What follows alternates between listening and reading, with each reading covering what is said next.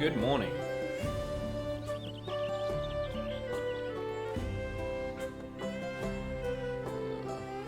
Twitch is actually saying we're looking good. Surprise, surprise.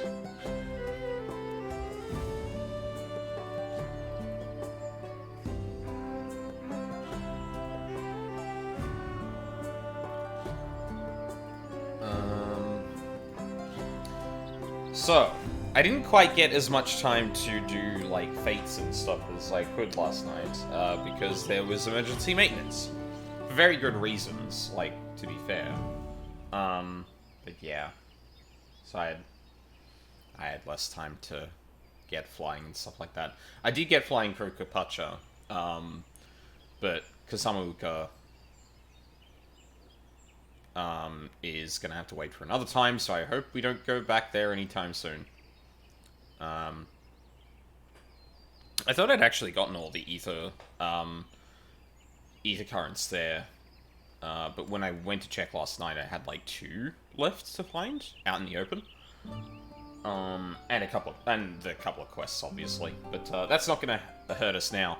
I didn't have time to do any fates in Yuctel yet. To get the speed boost.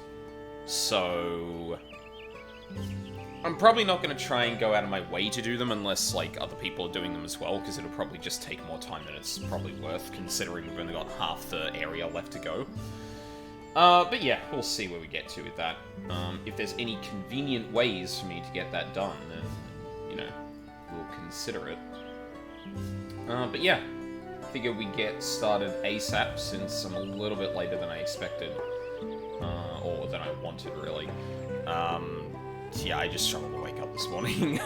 I haven't been going to sleep, like, super late, but I think I overestimated my ability to get up in the winter, when it's fucking cold.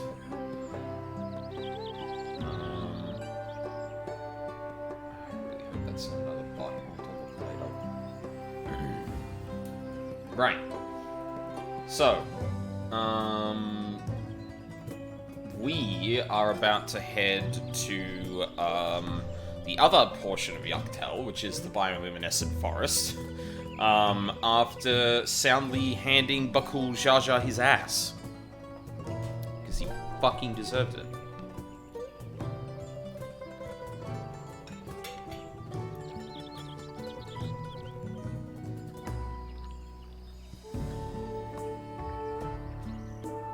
Which involved nothing else of import, of course. Definitely no parent reveals or anything like that. Like, no, that'd be crazy.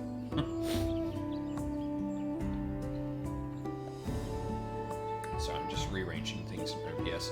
Every time OBS comes up now, my scene and my chat seem to be pretty consistent, but the windows along the bottom, so I've got sources with a couple of tabs for other scene things, the audio mixer, the stream information, and the controls all seem to shift respective sizes.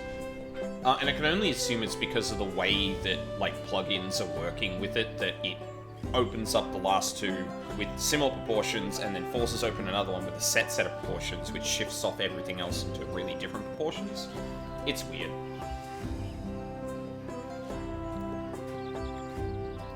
But hey, that doesn't really matter now. So we're back in the game, I'm ready to go. So let's get to it.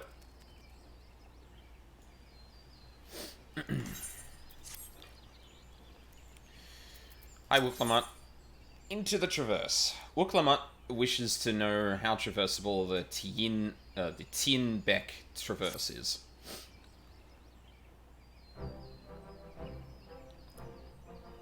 So, what's the state of the Tienbeck Traverse? Still being cleared, I'd assume. Hanmu Rock said he would notify us as soon as the work was done. Then perhaps now would be a good time to consider how we might reclaim Wooklamutt's stolen keystone. Next feat will be our last, after all. About that. Oh, I already got it back. She sure did. What? When? Not to mention how. This is Bakul Jaja we're talking about. Yeah, so he kidnapped my I mean, he kidnapped Hanmu Rook. Are we actually gonna say anything about it? So I taught him a lesson and took back my keystone. You bested Bakul Jar Jar in single combat. Bravo! What can I say?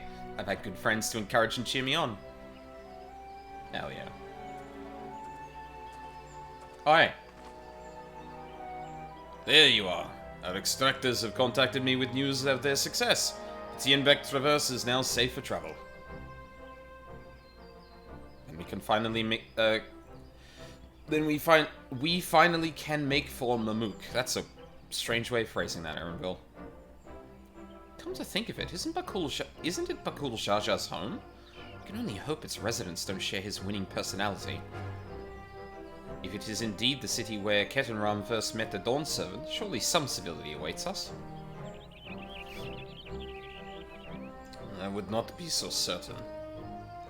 It is true that the Dawn Servant received Ketenram in Mamook, and was instrumental in the establishment of friendly relations between Shabral and Mamulja. Since that time, most of the Mamulja who supported his peace have left their city in favor of abiding in the capital. Right. What remains is a cloister of Mamook, and while these traditionalists do not take up arms against us, neither do they bear great love for outsiders. Whatever they're like, the people of Mamook are also of Tulial. If I'm to be Dawn's servant, it's my job to know them first of all.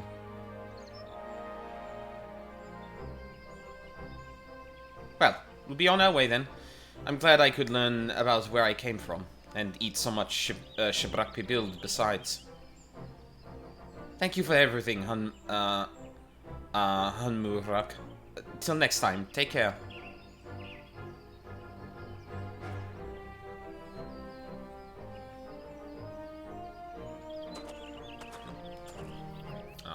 Kind of wanted the warrior of light to give him a good nod once we started heading off. First, we make our way across the Shobrit Cinderfield to southeast. Oh cool, I know that place. Very well now. I'm glad I also made my G-pose angle basically that composition. A bit lower to the ground, but...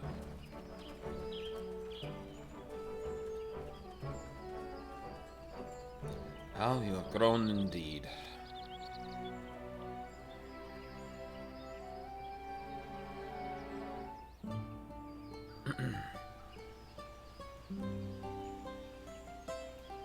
Oh. Kind of moved out of town.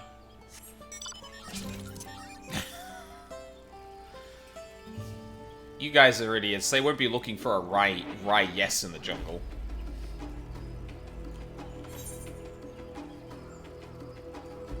Oh, Jesus Christ.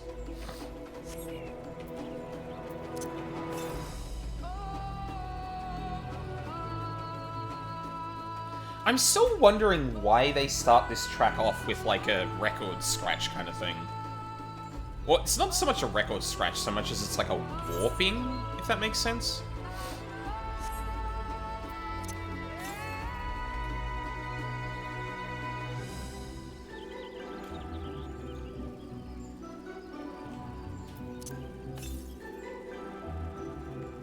South, huh?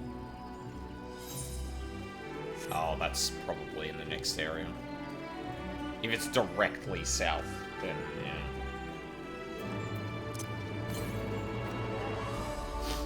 Oh, we're back to northwest. I'm hoping that's a decent sign I've cleared out the areas we've been through, but... there should be 3 more on this side, I imagine. Oh, you know what? I forgot to...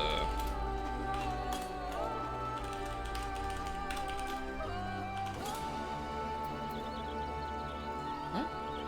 No. What's the volume? 30. Thank you. Oh, jeez, I was gonna say, what the fuck is that? Ah. Shadowbringers Mount.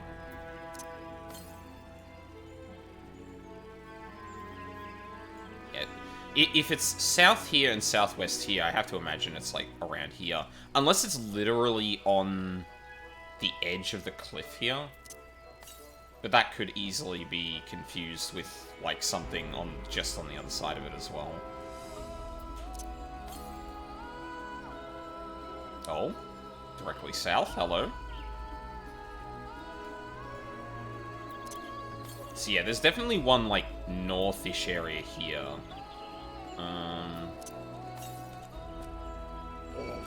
Oh. Totson.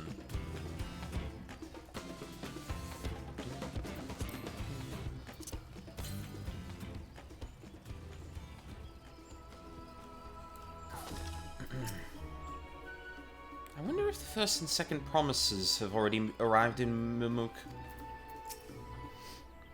I filled my bag with Shibrak Pibil before we left, but I'm down to my last serving already. God damn, woman. Woman with a big appetite. After seeing that battlefield, I find it miraculous that the Dawn Servant was able to negotiate a peace. Yeah, it must be remarked, like, the amount of shit that must have been going on here if this wasn't, like ether trouble. Like we've seen in the First and the Burn. Like, that's a lot of warfare that essentially turned it into a soul field. The traverse will bring us straight into the Jatika heartland. Remember how you insisted this forest is green? Oh, I saw the lead in Aaronville. I know. He doesn't know I know, chat.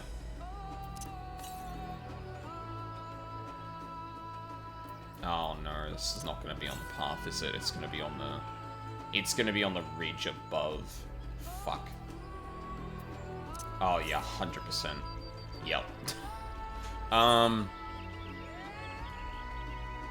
Yeah, fuck it, I might as well get a one here. Then I can drop down into this area. Zap. I love that you do a spin when you do that.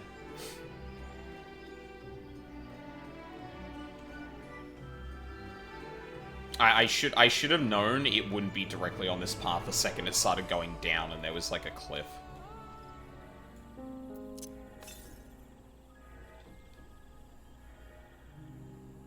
Oh, getting the night theme heading into there is gonna be fucking choice. Perfect.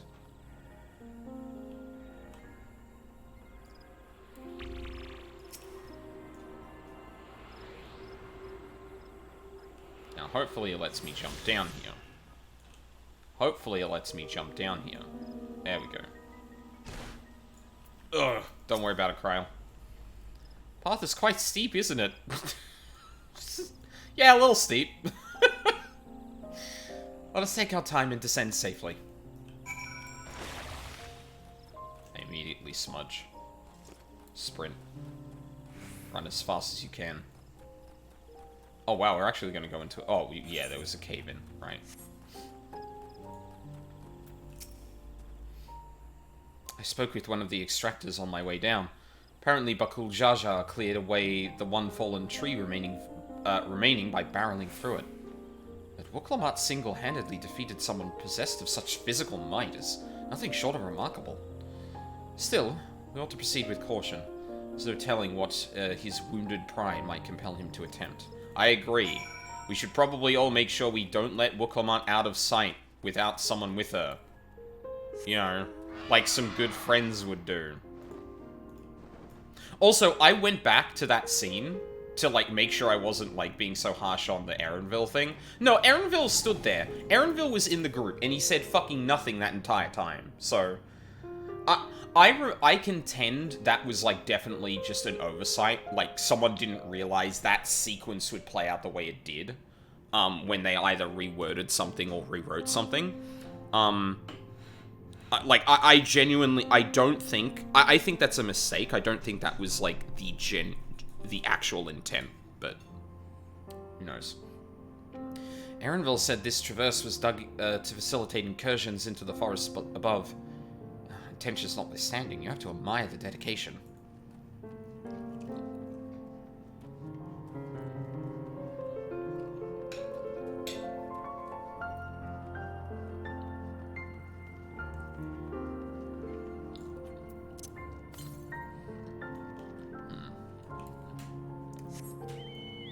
What's over to the north there?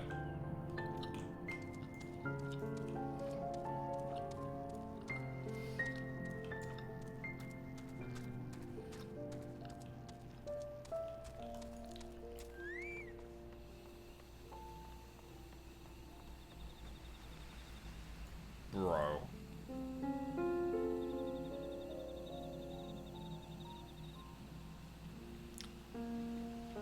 I was right to title the stream what I did. They are flexing with this. Just look at this thing. What a vibrant glow. Alluring, isn't it? In more ways than one. Take my pairing stone and hold it close to the glowing rock. Oh? Got etheric signatures or something? A tool used by gleaners to identify certain geological properties.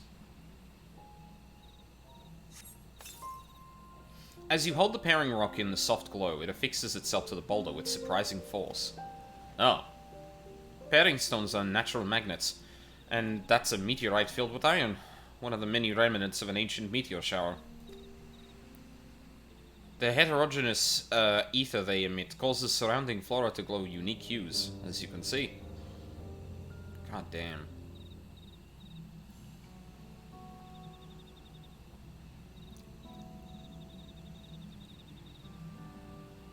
So these glowing boulders came plummeting down from the heavens. Eternally merciful.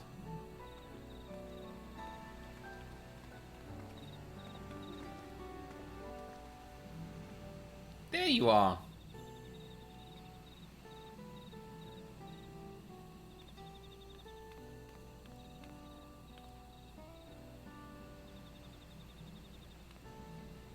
Blue. It's all blue. Far cry from the upper forests, indeed. This place is already so fascinating. I'm eager to hear what the people of Mamuk can tell us about it. Keep running. We're almost there.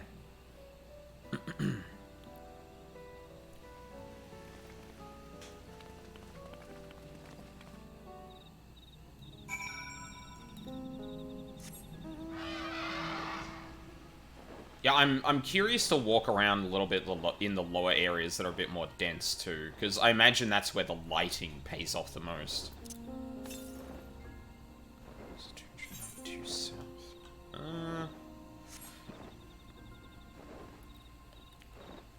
I can probably grab that real quick. The aetherite's just here, so it shouldn't be too hard for me to grab that, go down. Hold up. I see something interesting already. Ooh. 1, 2, 3, 4. I have to imagine that's 5. And then 5 and 1, which would be 6. But there's only 5 on the red side. Hmm. Oh my god, red versus blue real.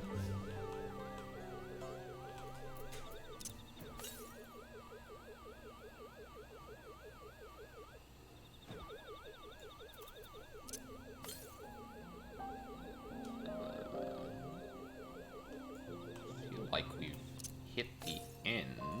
Southwest? Oh, behind the tree. Of course.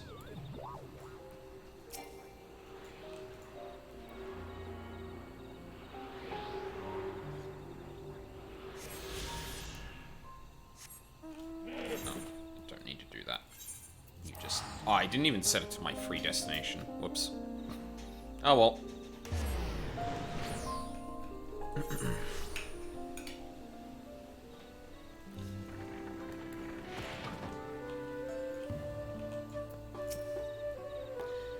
And here we finally are.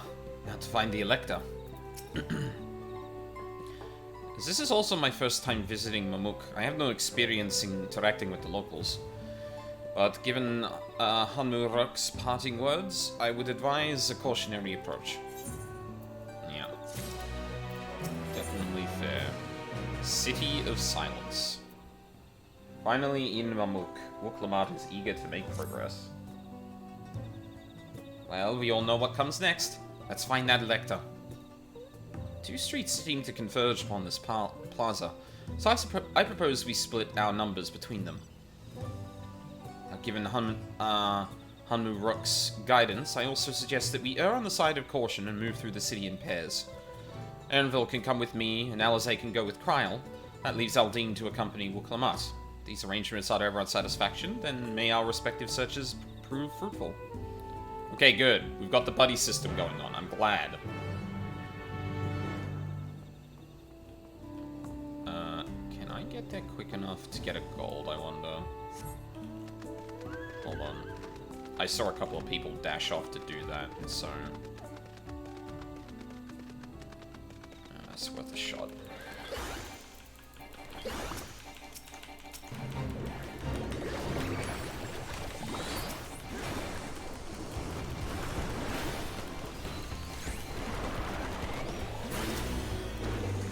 Oh, hell yeah, dude.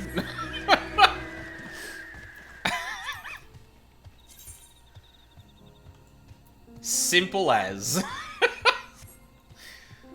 Yeah, I gotta get 5 more, because I didn't actually do, like, any here. God, this area is huge. Holy shit. I didn't appreciate how little of this map we actually traversed, just doing, the Chabral side of things.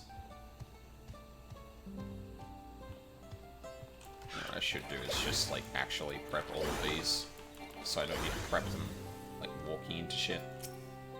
You can still hear me, right? And see me? What?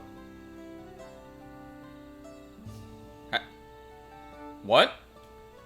What do you mean?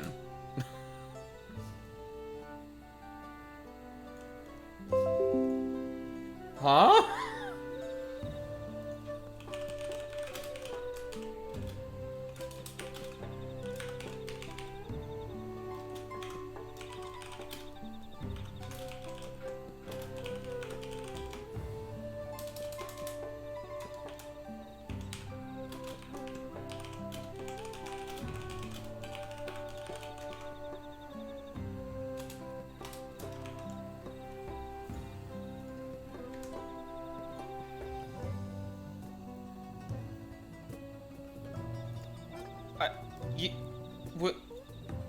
I know, like, we're doing the buddy system thing, but, girl, I'm right in front of you. What do you mean? What do you mean, can you still hear me?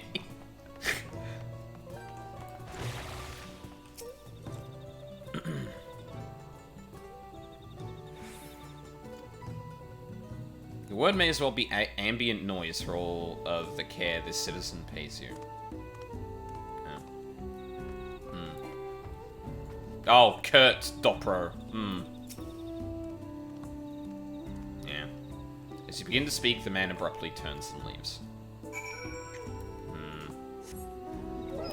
Methinks things are going to be a bit biased here.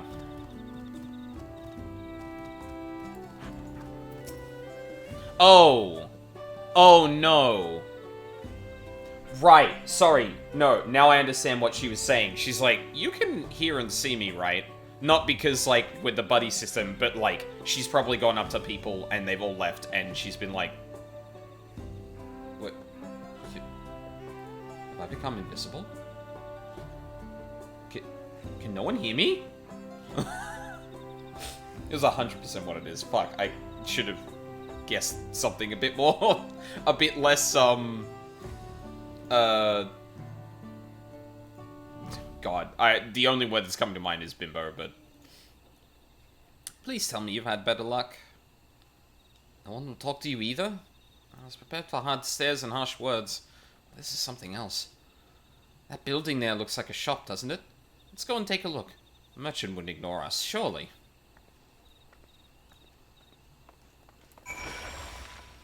Not after I paint in their streets.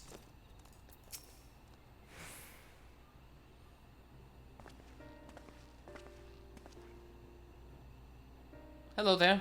We'd like to ask you something if you don't mind.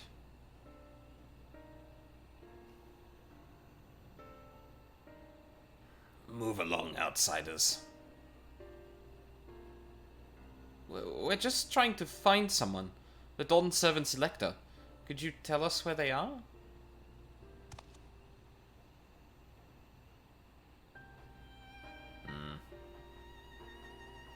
Yep, now one of the most difficult questions of all. What do you do about a people who do not want help?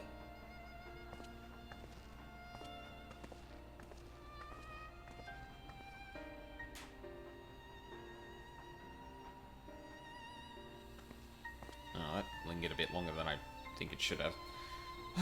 How are we supposed to find the Elector if nobody will even speak with us?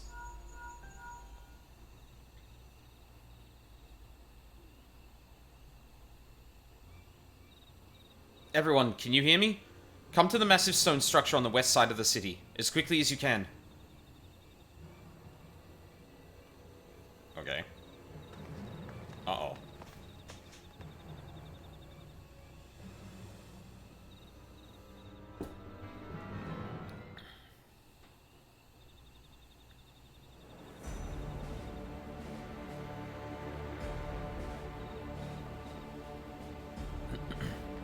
Heyo. Up there.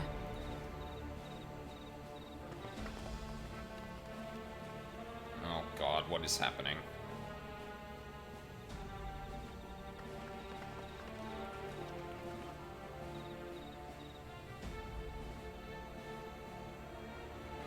Bested by a mere shade. You did miss Shibrok Pibil. And you missed, you missed Wook Lamut going like, hey, is there any leftovers of that? And basically eating them all on halfway through the trip. It's very good. Sorolcha? Papa? Not as you know him. What you see is an arcane manifestation of the Dawn Servant as he was in his prime. Oh. Huh.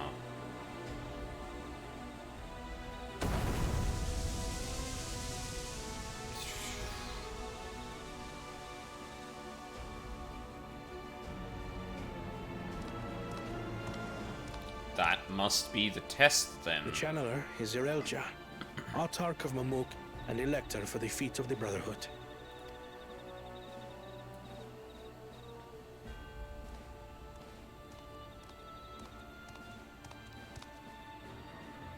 Yolal's mightiest warrior, yet wisest you are not.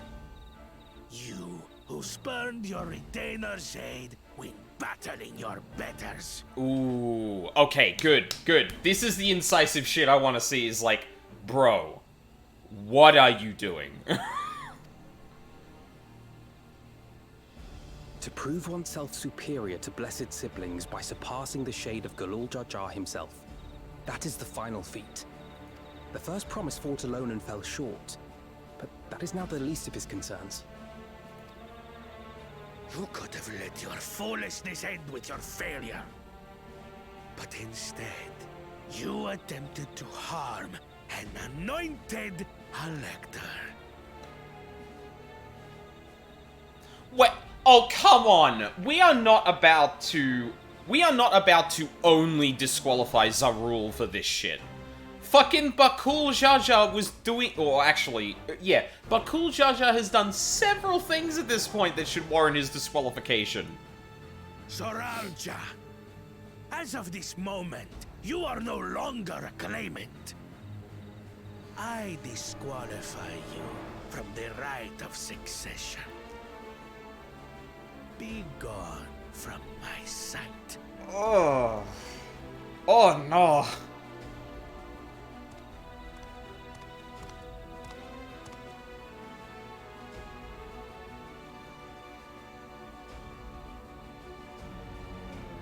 A mere setback.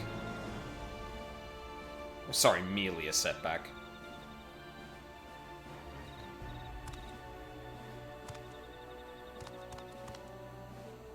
Damn, he's kind of fucked up if he's walking like that. Holy shit. This isn't over yet. I will be the one to reach the Golden City. And there it is. He doesn't care about the thing. He only cares about getting to the Golden City. And that's why it doesn't matter that he lost. Because all that's required are the keys to open When the door. Sorolcha was defeated, he tried to take the keystone by force. But he was thwarted by Father Shade.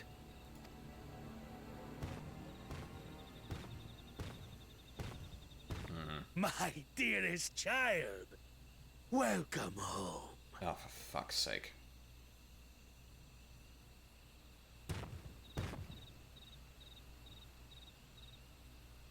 This feat was made for you. Only blessed siblings could hope to defeat Gulul Jaja. But ere we begin, I would see the fruits of your triumphs. Come, show me your tablets. Yeah, but cool. Show him your tablets. Show him how much progress you've made in the Rite of Succession.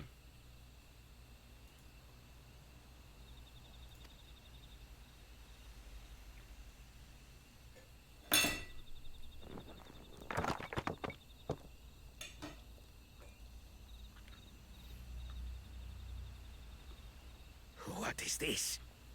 Where are your keystones? Explain yourself, boy! Uh-oh.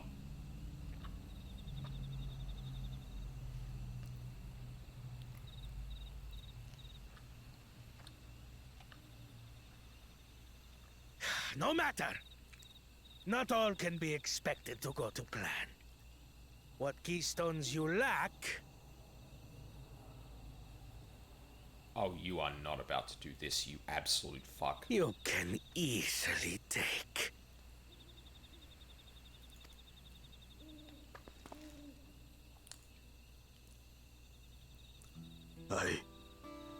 I tried. But I couldn't.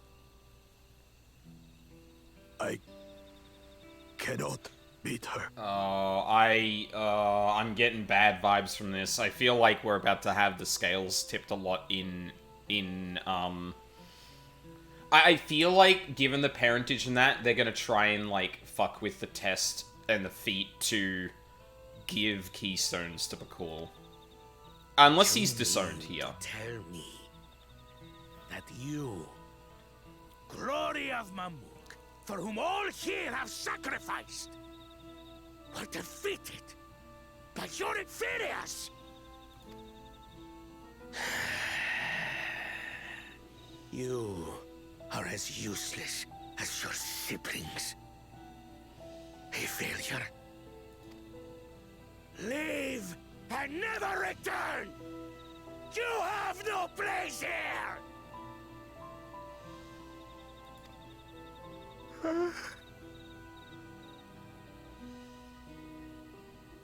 Let's go, brother.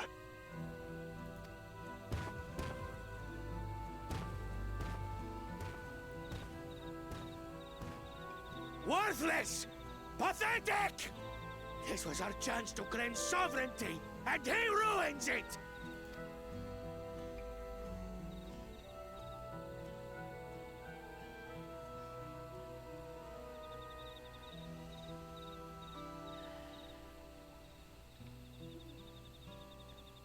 But when these stragglers fail, Gulul Jaja will be forced to extend his rule. And in the next Rite of Succession, we will present a better claimant. So come, stand before me, and fall. I won't do your trial. What? Oh? You intend to forfeit the right?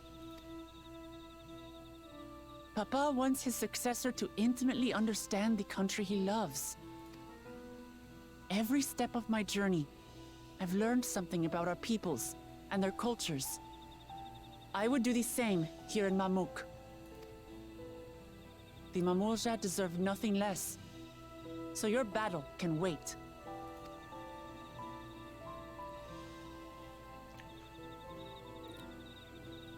I'm of the same mind.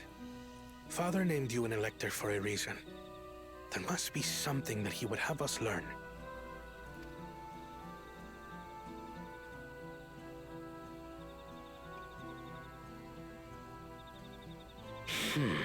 Do as you will.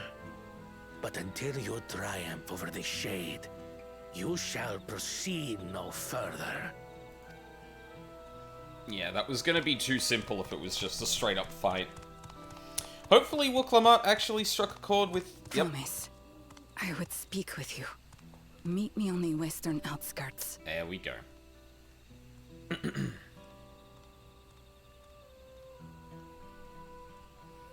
You know, something I don't actually know, because I feel like the only obvious gender that's been pointed out with the Mamulsha are men. I wonder if the women are, like, sexually dimorphic, like we kind of just saw there. Like, I don't know which clan... Or I don't know which of the, 3 Mamulsha the lady would come under. I don't think we've really explored that at all, have we? It's hard to believe Zoral Shah was bested in battle. Yeah, that's pretty... That's pretty fucking worrying, I'm not gonna lie. That was a dramatic escalation. The first promise is attendant just now. Does his words not strike you as strange? I will be the one to reach the Golden City. So he intends to venture there with or without Zoralja. Or Zoralja. I've heard about this channeling art before. Passed down through a certain clan, it employs arcane implements to produce a smoke which the mage can conjure a shade. The electors we have met thus far have all had their peculiarities, but each we felt would judge claim it equally. This Zariel Jar, however, seems set in his belief that only blessed siblings are worthy of the throne. Why would the Dawn Servant name an openly biased man elector? That is a good question, Alphino. Worrying about Zariel Jar won't get us anywhere. That lady, on the other hand, was the first person to address us with any civility since we arrived. We should go and meet her. Hear what she has to say. The western outskirts, right?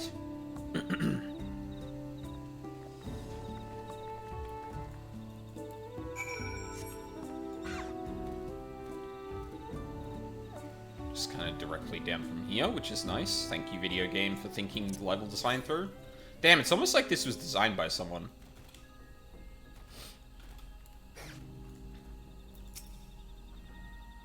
Finally, a real conversation.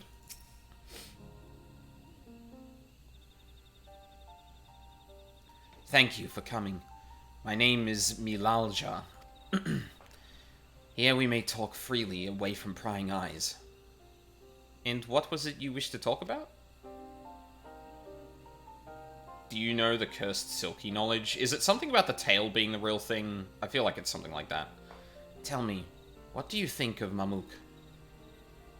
Well, we don't have much to say. No one wants to speak with us.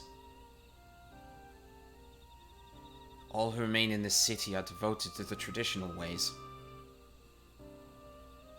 They believe their blessed siblings are superior, that only they are worthy to lead the peoples of this continent. Most would not deign to address outsiders, deeming them beneath notice. Sounds like an ideal community so far as Bokul Jaja is concerned.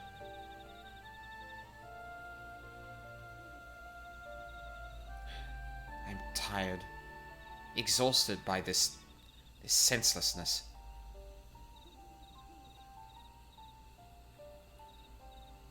There are others like me, but we dare not speak our truth aloud.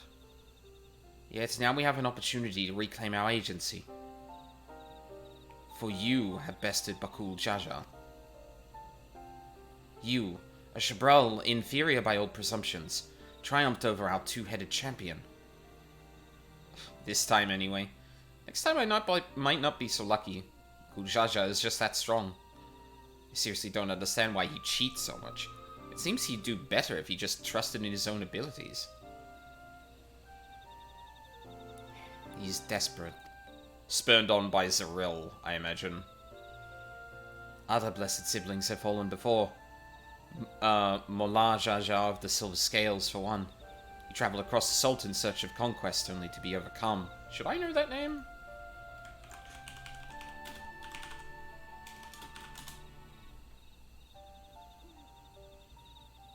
Silver Scales spawn...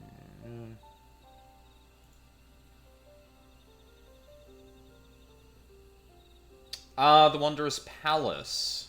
Right. Yeah. Huh. Oh yeah, I did that. No matter how the individual may falter, people still believed in blessed siblings' supremacy.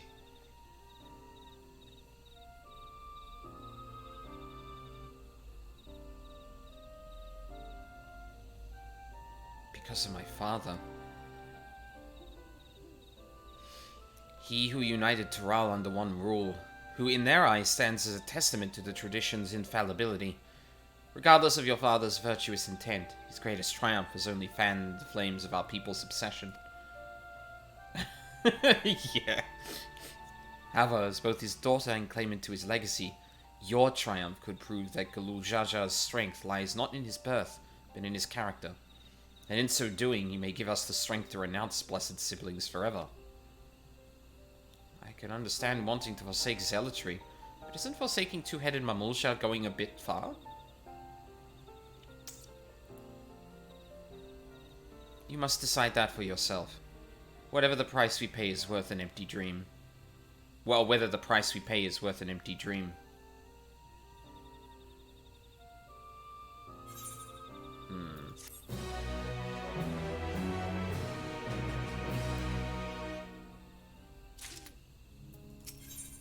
Blessed siblings. Milalja has something to show you. There is a place that will help you to understand our plight. It lies far to the west of here. Follow me. Yeah, I will say, Bakul is still, like, an unforgivable fucking asshole. But, like, man, the pressure of parents to succeed, especially given, like, a traditionalist background, definitely makes me sympathize with him a bit more. Like, the idea that he was actually pushed towards this by his birthright and his entire, like, town.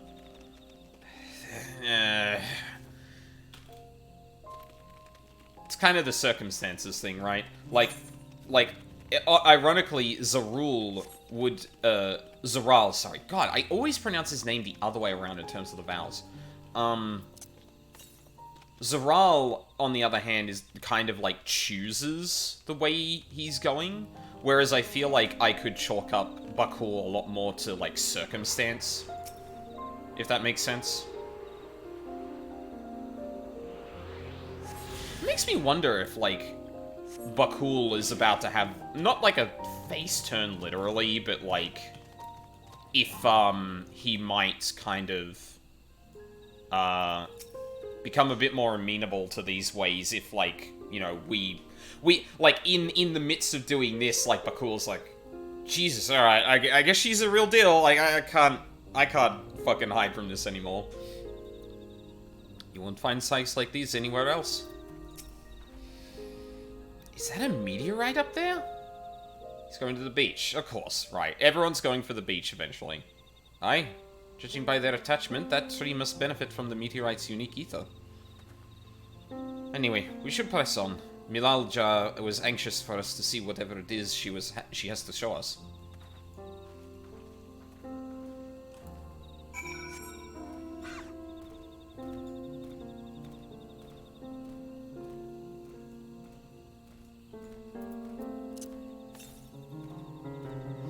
My favorite bit to avoid spoilers, lol. Yeah, I mean, yeah, clearly something's up, right? Like, if Zaral just failed the rite, and he's not gonna have all the keystones, that puts him in conflict with everyone else.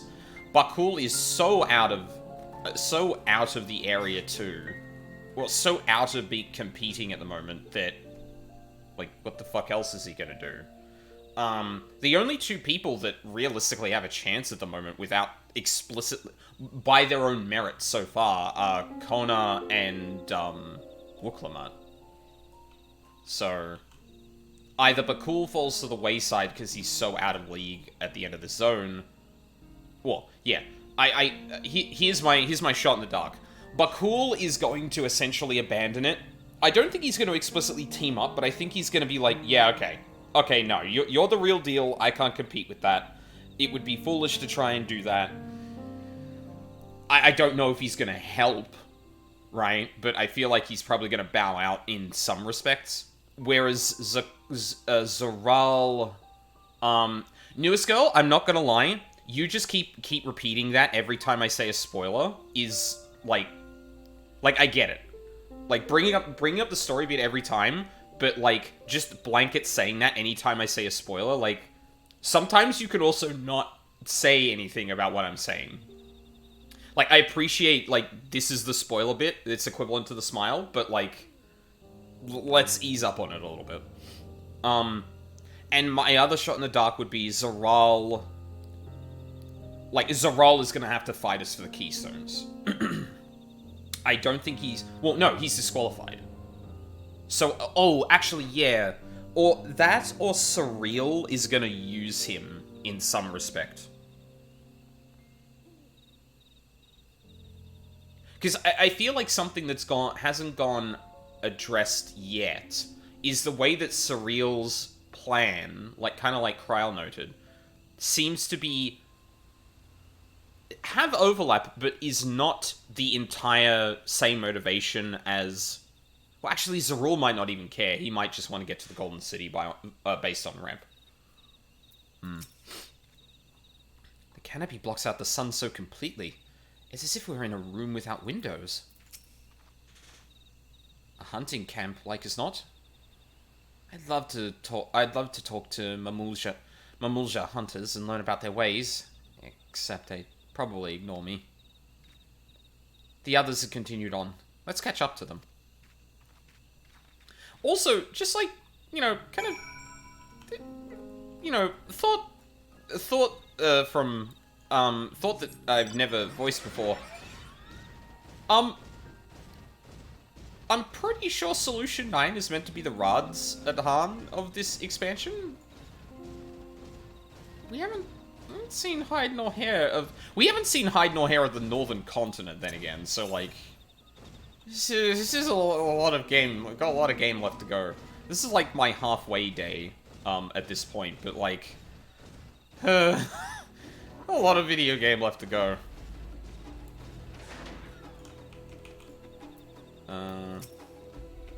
This place I would show you is just ahead. This is the place you wanted to show us? It lies just beyond this passage. Entry to these grounds is not permitted, even to the devout. There is indeed a lot of video game left to go. Nonetheless, I would reveal our secrets to you. Rest assured, I shall take full responsibility. Come, see for yourself the truth of the Blessed. Newest girl, would you say at the moment that I'm at least 2/5 of the way through? Well, actually, let me ask a different question. Is the level indicative of the amount of the progress I've made? Because I don't know how much the level 100 bit is going to actually go for. If I remember correctly, it was like...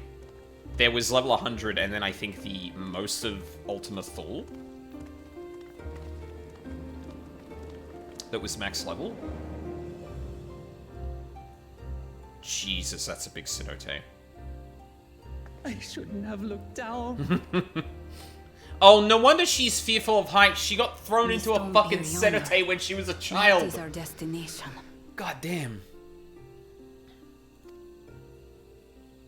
We have to jump in? Oh. Oh, I think this is Dungeon 3. To erect it there would have been no small feat. Halfway through Zone 6. Okay, yeah, that's about Ultima Thule. In terms of pacing. The work of Yakui hands built long, long ago. Our forebears merely altered the entrance. Altered? To what end? Damn it. I should have let the next line go, because that'll be a wordy one. It will be quicker to show you. We have beasts that can carry us below.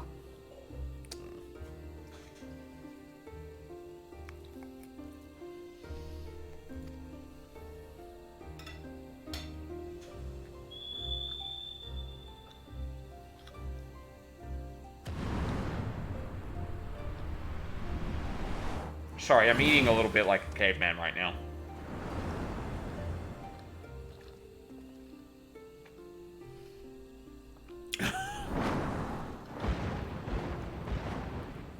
Whoa.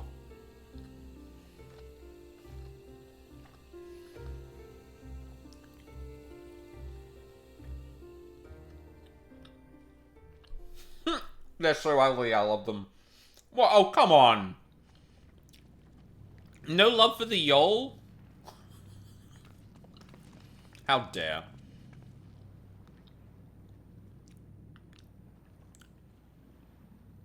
Oh.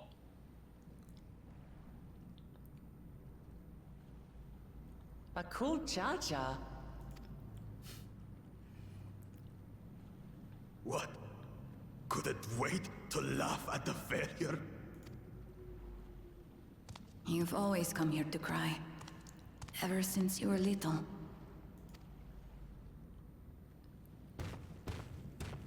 Mother! Oh.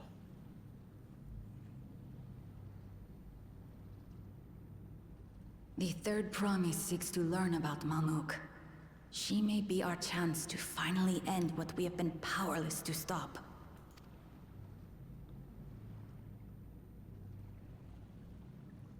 Talk with her. Tell her what we have done. Fine. Perhaps it's only right that we be the ones to speak of it.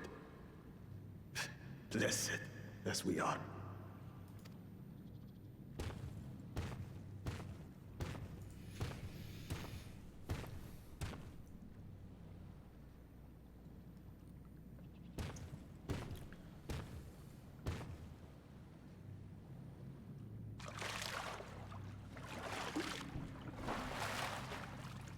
Here.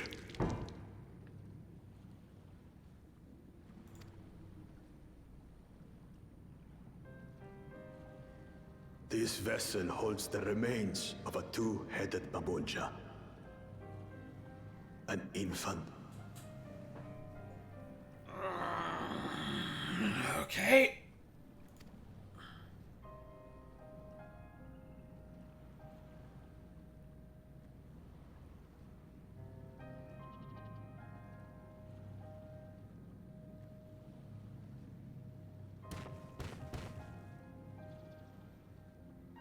We converted the ruins into a cenotaph, so the souls of these children wouldn't return as vengeful spirits. Do you know how blessed siblings are made? No. I've heard that they are born to Hubago and Bunawa parents.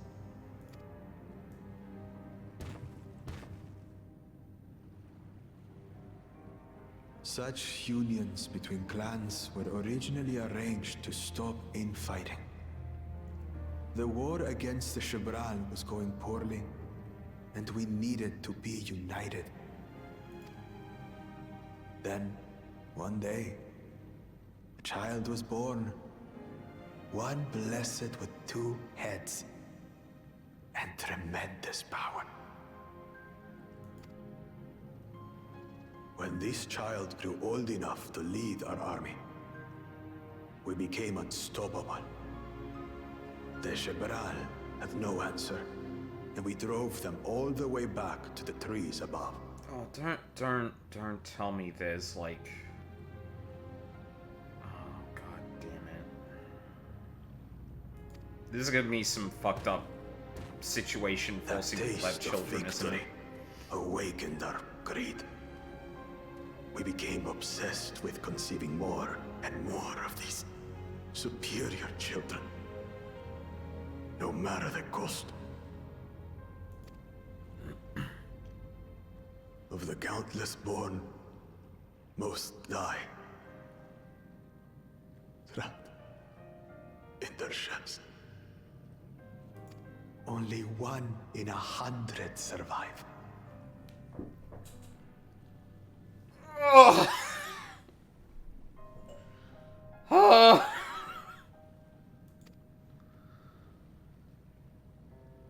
If we are blessed, it is only because we yet live. Unlike our brothers and sisters, who were sacrificed For the glory of Mamuk. That's horrible. Of course it's horrible. It's an atrocity we can never take back. Those children died so that we could live.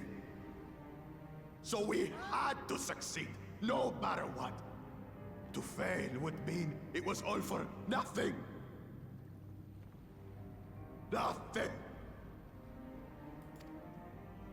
But I did fail. I squandered their sacrifice.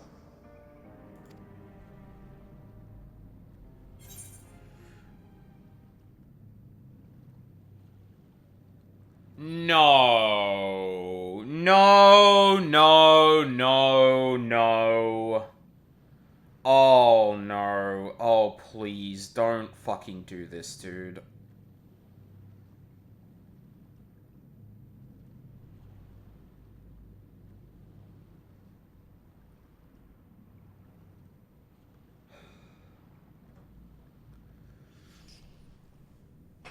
Okay, I'm gonna let this play out, but, I'm worried about where this is going. I sympathize with your pain, but... You did release Valagar fucking Munda. Oh, please don't. I should never have been born. You're wrong. You didn't ask to be born as you are, and you aren't responsible for your siblings' deaths. The people obsessed with blessed siblings are. They made their choices, but they don't make yours. Why was the Warrior of Light's reply to that? We didn't even lead into this point that Wooklamat's gonna make. There wasn't even an option to.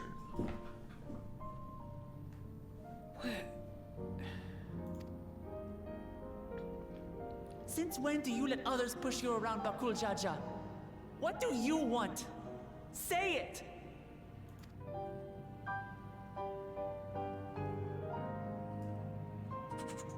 I want it to end.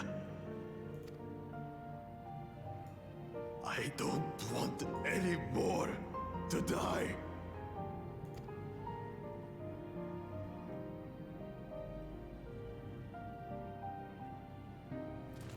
Then you have my word. We'll put a stop to this madness.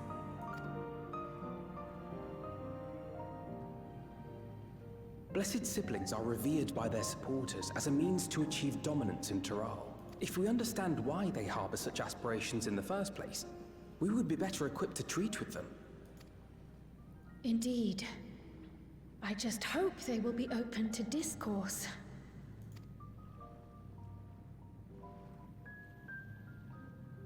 Take me with you.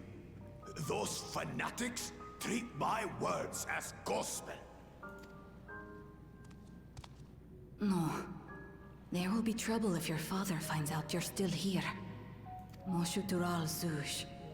There we will gather the people, and ask anything the Third Promise wishes to know. Then take one of my scales. One that blends the Hubiko and Bunewa coloring. It'll serve as proof that you have our trust. People will do as you say if you show it to them.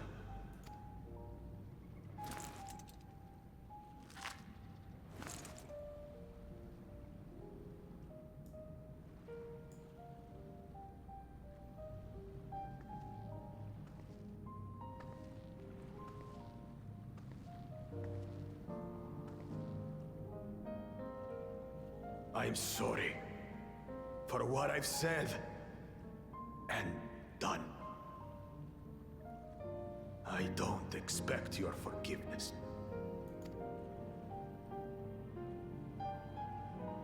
You had your reasons.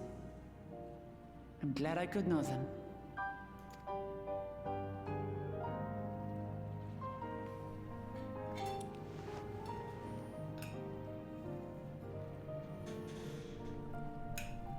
Which is to say, you're not a complete alpaca's ass.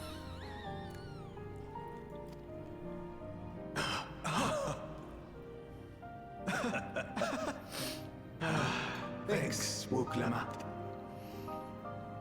Well, maybe it's for the best. Hatred is exhausting, after all.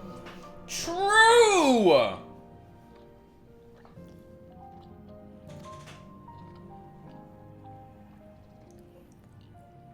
Indeed.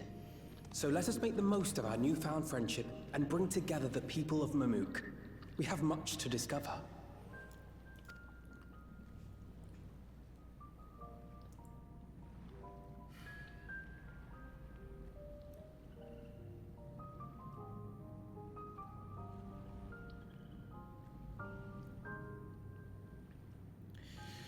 Okay.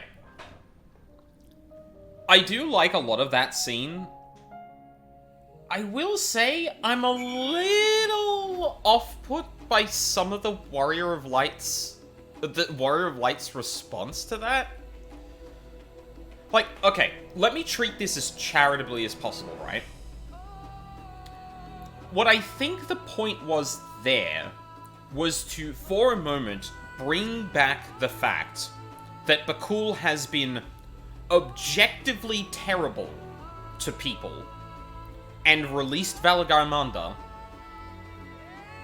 But in that moment, he's talking about, you know, why he was doing the things he was. And the Warrior of Light interjects to be like, bro, you released a fucking, like, continent-killing threat just to get ahead. Like, you don't get to walk away from that. But then Wuklamat interjects after that to bring the point back to, like, you're doing this for them, but, like, you're being pushed into this clearly. And that you don't have to have those siblings weighing on you as people would perceive it, right? Because they sacrifice a lot to bring you into the world, but that doesn't mean you have to bear that weight. They're the ones that should. So I think the idea is that the conversation was about to escalate to a point that, like, you know, we were going to throw hands or be very, like, you don't get to just wave that away, right? But Wuklamat interjects with that point. And I understand that may have been kind of the point, that Wuklamat is meant to be the one that kind of diffuses that whole situation. Still, it's a bit yikes, because ultimately it's, this is a person who's been forced into doing terrible things because they feel they have a debt to the people that died bringing him into existence to do explicitly as the people who sacrificed all that says, right? But, like, the thing they were doing is, like, fucking atrocious, right? And, like, I want to be clear that, like, this isn't you could easily spin this into a weird thing about, like, eugenics, but I think the point here is more, like, they spent so much time bringing infants, like, not even, like, born people into this world with a 1 in 100 chance of actually living.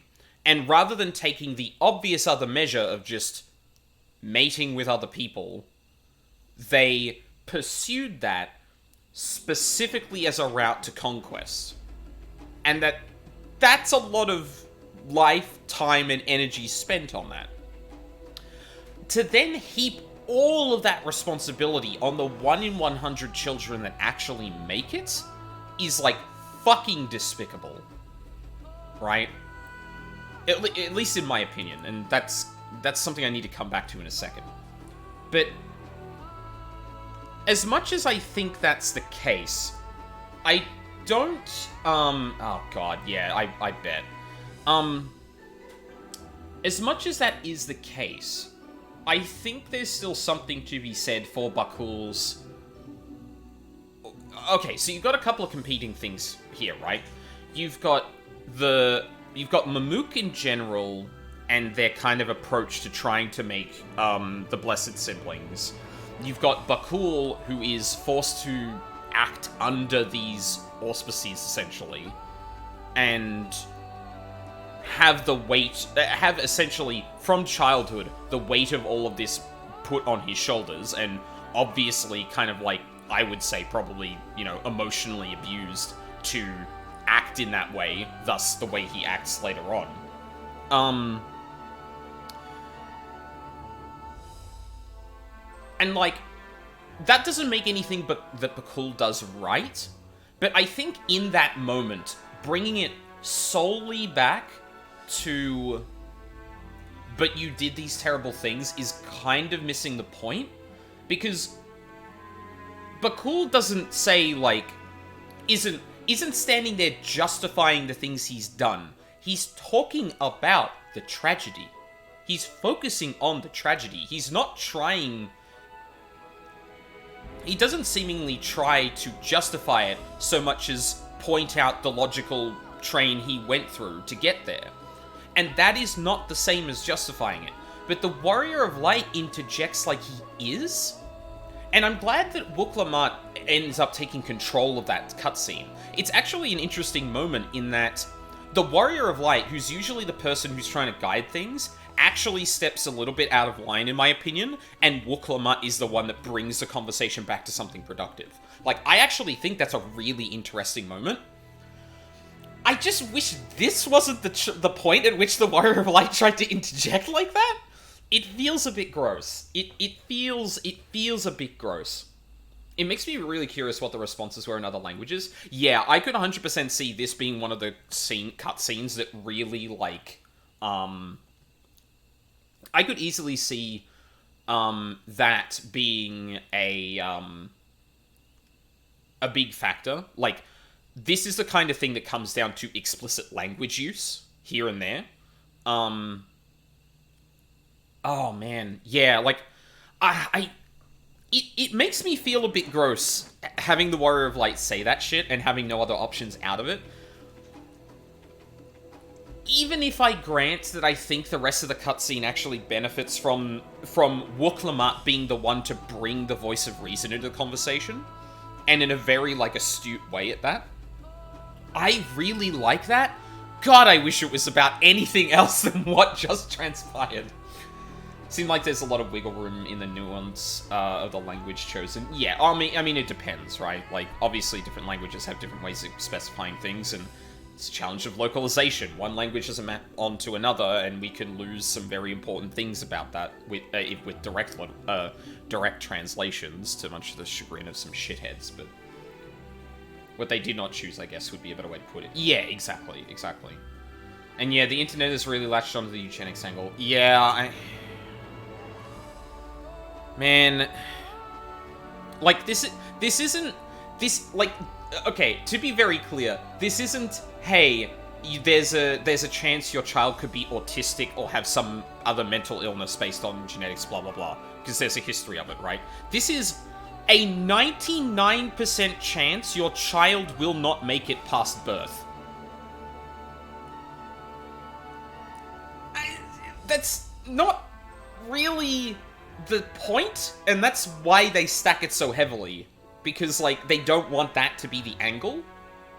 And people are obviously going to read into it as it regardless, and people obviously have strong feelings on it, for what I think, for very legitimate reasons. Some people have justified some extremely shitty things based on eugenics and that, but I don't think this is an argument in favor of that. I think it's more pointing out that, hey, spending so much time and energy doing something that is going to cause trauma for the few people that survive and the people that are watching their children die over and over again might be a little fucked up.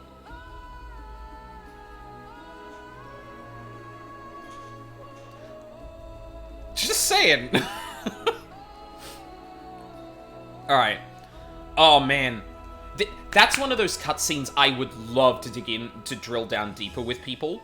But Jesus Christ, the internet is not the... social media, at the very least, is not the place to do that. it's such an interesting mixture of different characters making different points that, like, are not contrary to their character, but definitely, like, showing the texture of each of them. And the fact that the Warrior of Light is one of those people is interesting to me. But definitely makes me feel a little gross given the subject matter. But, alright, well, let's keep going. Hey, Aldine, before we rejoin the others, can we talk for a moment? I really hated him, you know? Bakul Jaja. With every fiber of my being. He tried to ruin Ihihana, sabotage us on the river, kidnapped me for my keystone, released the most vicious Tural Vidral of all time. Anything he could do to cause us pain, he did. Never in a million years would I forgive him. But the moment I understood why he did what he did, the pain he's been carrying this whole time, all my anger just evaporated.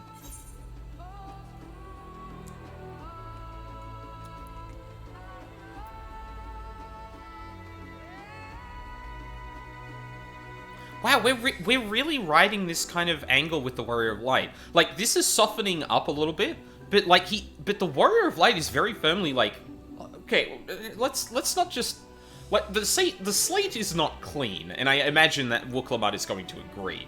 But I find it interesting that this is the way the Warrior of Light is taking this subject matter. Does his pain justify your actions in his eyes? I hear you. Akul Jaja's motives don't absolve him of his crimes. He must answer for them, like anyone else. Right now, my duty is to ensure that no one in Mabuk feels desperate enough to go to such lengths ever again. Anyway, thanks for listening. Now that I've voiced that, I feel readier for the challenges ahead. Come on, let's head back to the city. Although, I will say, one thing I will say, is that particular bit where Wooklamat is the one that interjects feels like a very, very kind of pointed poke at the people who go, but you can't justify the villains. Or, like, don't make me sympathize with the villains. And Wooklamat's like, well, no, I'm not saying you should forgive him. It's just like, and I'm not forgiving him, but, like, I get it. And I think the broader point is that Wooklamat is very focused on, not focused on punishing people. She's trying to help everyone. And that includes removing the circumstances under which people feel they need to go to extreme lengths to do shit like this. You know, obviously the ways you get to that and the things you draw from that are important. Understanding begets fellowship. Yeah, exactly. No, I can imagine social media having the most reductive take of something like Wooklamat forgives eugenics or something equally absurd, you know. No, I don't doubt that. Alright. Bakul Shaja's scale represents his faith in us. We won't fail him or his people. Scale of trust. Alvino is ready to bring the people together. We haven't a moment to lose. Although the one thing I will say about this whole thing right now that is something I just cannot bring to the conversation is I'm curious how, like, what's the term I want to use here? Because it's not the same, but it's, like, evocative of the kind of thing that people used to point to as justification for a lot of shit against, like, Mayan and, I don't think it was Incan, I think it's just Mayan. And stuff that happened during, like, the Spanish kind of, like, expansion into the Americas. I'm very curious what people who are learned in that area would think about this kind of thing. Because, again, I do think the extremity of this situation kind of leans into, like, yeah, okay, I think we're meant to, like, the intent is to kind of draw you out of that, but I don't think that precludes it from criticism of, like, hey, this is, like, the second time in the game you've kind of portrayed this, like, side of essentially a native people's kind of culture. Which, like, isn't beyond critique, but definitely is the kind of thing that needs to be thought of very carefully. And we've talked about before how the 14 team is trying to do very much that. Like, they're trying to focus on keeping their story respectful and kind of adhering and understanding these cultures. But I still, if anything else, I think that actually means it deserves more scrutiny. Because, like, okay, they're actually trying. We should make an effort to scrutinize this carefully as well. And unfortunately, that's just something I can't bring to the table. I definitely know I follow some people on social media who are much more learned in that and very frequently critique, for example, the way that other game does some stuff like that, or the lack thereof. And I'd be really interested to hear their view on some of this shit, but obviously that requires going through the entirety of Dawntrail, and there's a lot to go through there, so... Yeah. We haven't a moment to lose. According to Milalja, Moshu Tural Zuj? Moshu Tural Zuj. Yeah. Moshu Tural Zuj is an abandoned settlement northwest of the city. It should afford us the privacy we require. We must work quickly, lest Zariel Jar discover our intentions. Fortunately, Bakul Jar Jar thought to give us additional scales, so we might cover more ground in less time. Everyone should take one and get going. Use them to gather as many people as you can.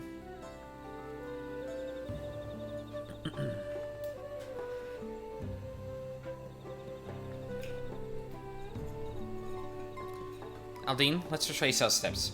Maybe this time we can convince folks to lend an ear. Like, I want to, you know, I don't have a huge audience, so there isn't too much of a risk of this, but I want to get into the practice of actually doing it so I don't make the mistake. But my criticism of some of this stuff is probably going to be limited to just the literary and anything I do actually have knowledge about. The realm of Amerindian, Mesoamerican cultures and kind of the sensitivity and lack thereof in some areas is definitely not my strong suit. And any criticism I make on those should be taken as such. Like, I don't know. I can only talk about what the game is doing to portray these things. You know, it's one of those things where, like, it's just going to come with time and knowledge and learning that I might be able to comment on it a bit more than not at all. But I need to make sure I am always acknowledging that, because if I, you know, forget to, or just forget outright, I can end up saying some stupid shit, and I don't want to say stupid shit. Did I not tell you to move along? I can't be seen talking with the likes of you. How about the scale, then? Symbol of trust bestowed upon you by Bakul Jar Jar. Its blend of Hobigo and Bunewa coloring makes its origin indisputable. The blessed scale? In an outsider's hands? What business do you have with me? We'd like to know a little bit more about you.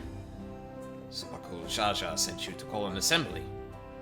I'm not sure what to make of this, but I shall go to Moshu Tural Zuj at once. Wait, XU. Hold on. Let me grab my trusty Mesoamerican guide thing.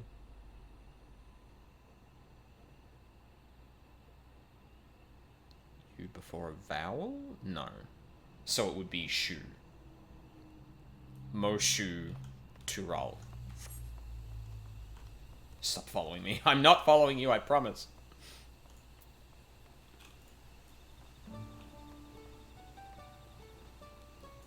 Belligerent Bunewa. Hey, look at scale. That scale. If the blessed trust you, then so will I. So, what is it that you require of me? Bakul Jar Jar bids us come to Moshu Tural Zuj. A strange place for an assembly, but very well. I will not refuse he who fights for our dreams. Good band name, bad name. Belligerent Bunewa. It's probably taken from a culture, so I'd say bad, unless, you know, otherwise stated. If that was a Bunewa band, like, yeah, absolutely. Have you managed to gather some of the good folks? some of the good folks. Not good folks, good folk. Wonderful. The esteemed Bakul Jaja will be pleased. This fellow here will be coming to Moshu Tural Zuj as well. Yay! Damn it.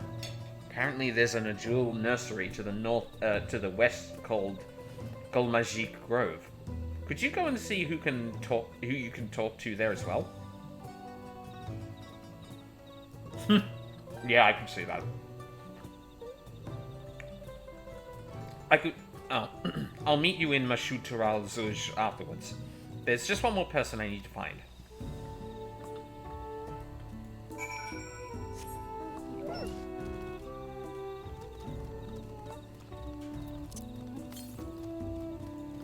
Also, I'm kind of surprised, people haven't lost faith in Bakul, despite, like, you know, Zarel. I don't know if he explicitly exiled him or just told him to get the fuck out. Like, my impression is exile. But, I'm surprised people still trust them. Or I guess their faith in the Blessed is probably strong enough that, like, they don't really care.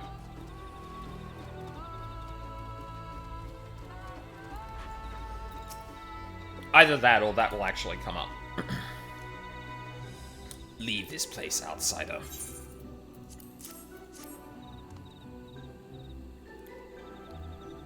Oh, my apologies, I was unaware. I thank you, Blessed Scalebearer, for bringing me word of this gathering. I shall away to Moshutural Zuj at once.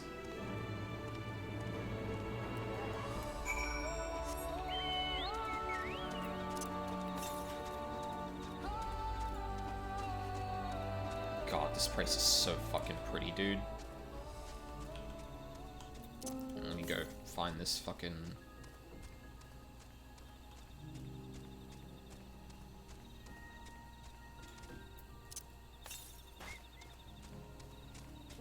I really hope it's in here and I don't have to get back to the favorite zones in the whole game. Yeah. No, I get it. I mean, I haven't been to Redacted yet, so, well, no, I said Solution 9's name earlier, didn't I? I haven't been to Solution 9, or I'm assuming an area we also haven't seen at all. Oh, I feel so sluggish. I'm so empty from fates. Yum.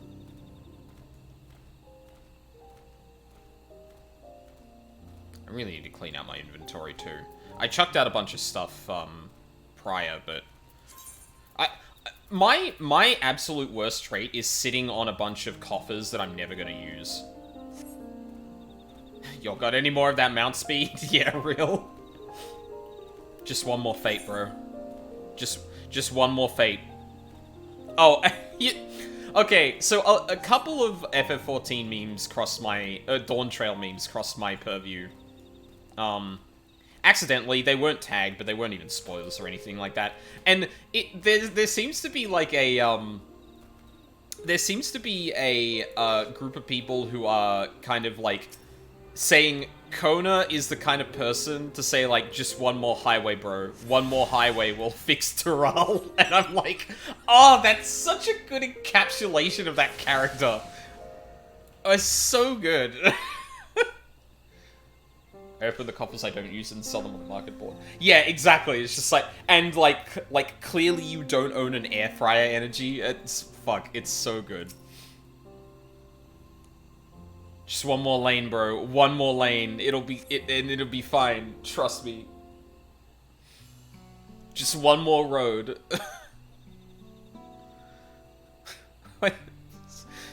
Kona, Sharlayan has made another invention called the train. No, fuck that. We've already got the road infrastructure and we don't need that shit.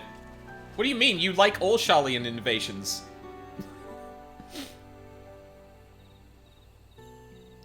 Where's Wooklamat? Traffic, looking for my chapstick. Mm-hmm. Oh. Sorry to keep you waiting.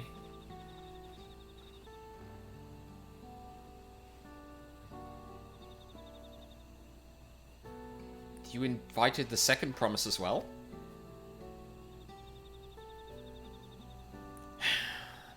Namatsi, need I remind you that this rite is competition?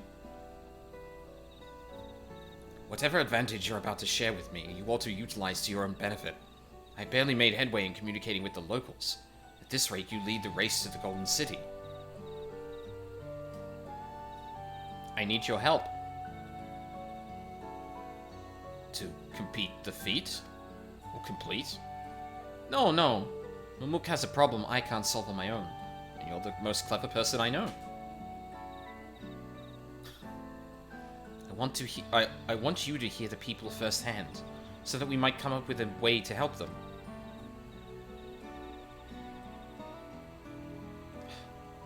Very well. I am at your disposal. Kitty face. I guess she already has a kitty face, but... Everyone, thank you for gathering on such short notice. I am Wuklamat, third promise of Tuliolal.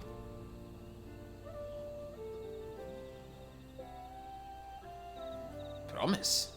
I thought you said Bakul Promise? I thought you said Bakul Jaja. You deceived us? No, they did not.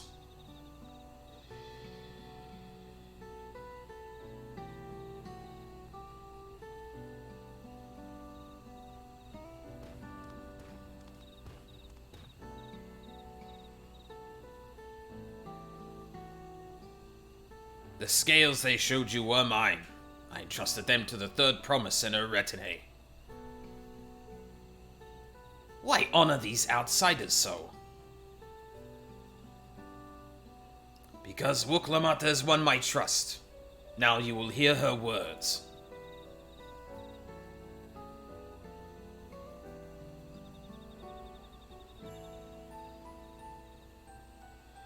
Double nodders.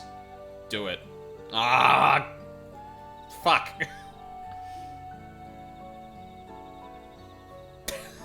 Oh no. Oh no. I thought of a really bad meme.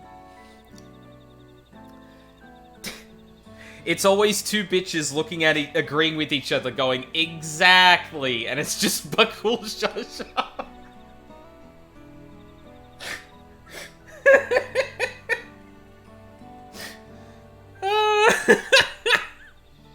Fuck.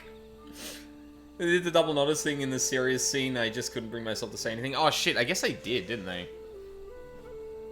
Oh. Kul Jaja shared with me the truth about blessed siblings.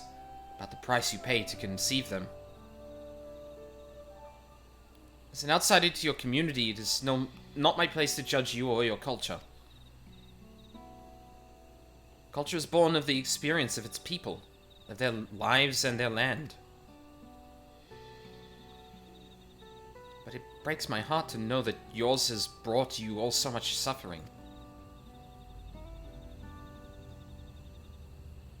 Damn, she's better than me at this.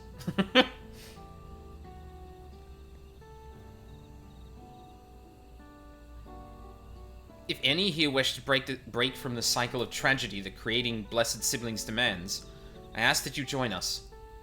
I'm with stupid shirt, but it's an up arrow. Please. I don't want any more of our children to die. You think we want this? We have no choice. Only blessed siblings can liberate us from our suffering. Without them, we have nothing.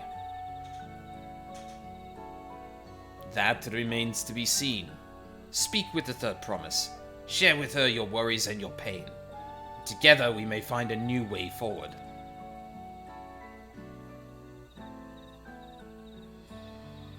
Together?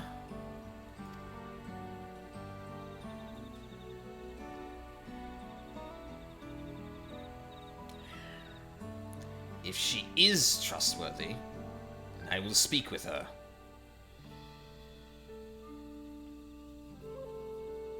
It would be best if you withdrew, my son. Many cannot yet speak freely in your presence.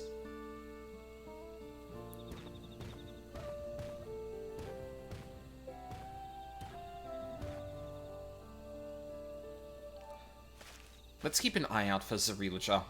He wouldn't take kindly to this sort of gathering.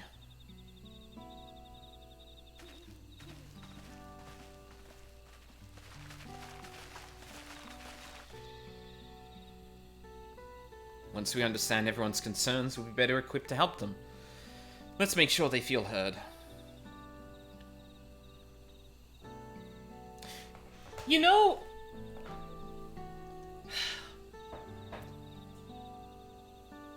I don't know how intentional this is. I really don't know how intentional this is.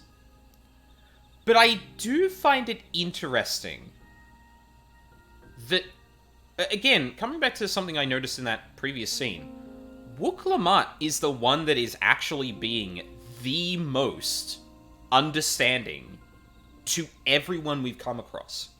And I think, like, the Warrior of Light's guided her in a few ways in terms of just, like, the generalities, but, like, when it comes to really talking with her people, she is the one that always does the heavy lifting, unless she literally can't. And in that way, there's an interesting not necessarily criticism, but a flaw in the Warrior of Light's character, where they tend to be a little bit more forceful in terms of, like, especially when it comes to a villainous character, I feel. There's something there. There's something there in terms of acknowledging that the Warrior of Light is quicker to...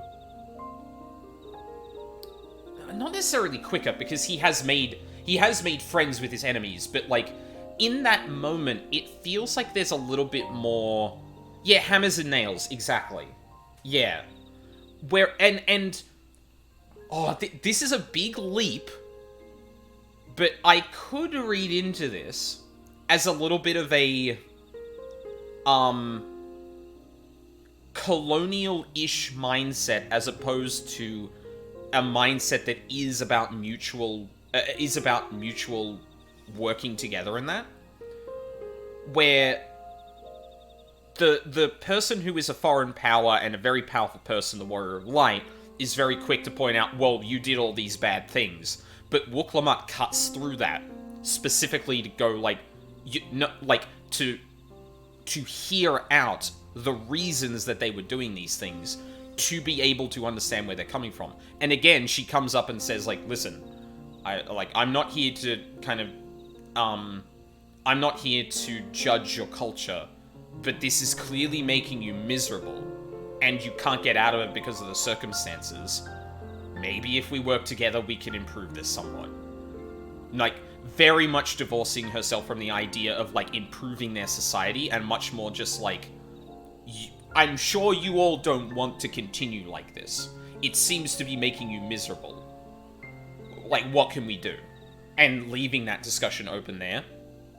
Whereas I feel like even with Alphino and people acknowledging, like, it's not our place to judge people, especially, like, when we got to Ultima Thule as the kind of parallel there, there is still, like, the notion that, like, the Scions and that coming into this area are more are closer to arbiters of the right, as in the correct, to be clear. The arbiters of good, as opposed to what has come before. But it's interesting that we have Kona, who very much embodies, like, an extreme of that, and then Wuk-Lamat, who is far more interested in actually understanding her people. God, I don't know how intentional that is, specifically pointing out that kind of thing with the Warrior of Light. I find that fascinating, though. That, like, it may have entered their minds that, like... Well, and it could be it could be the cultural and sensitivity reading thing of, like, hey, the Warrior of Light should not be always the one to say this.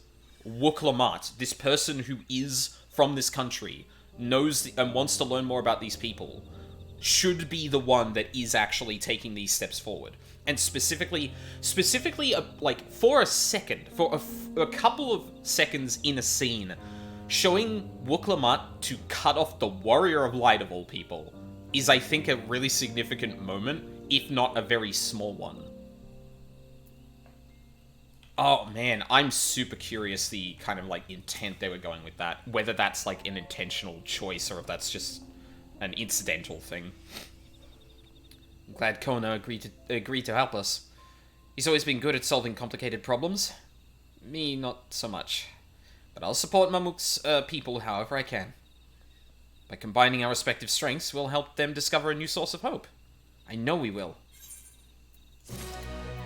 I've also heard, I've heard a slight rumble that there was a criticism of 14 going woke, and, like, fucking, I mean, there's probably always going to be some call of that if you search Twitter enough.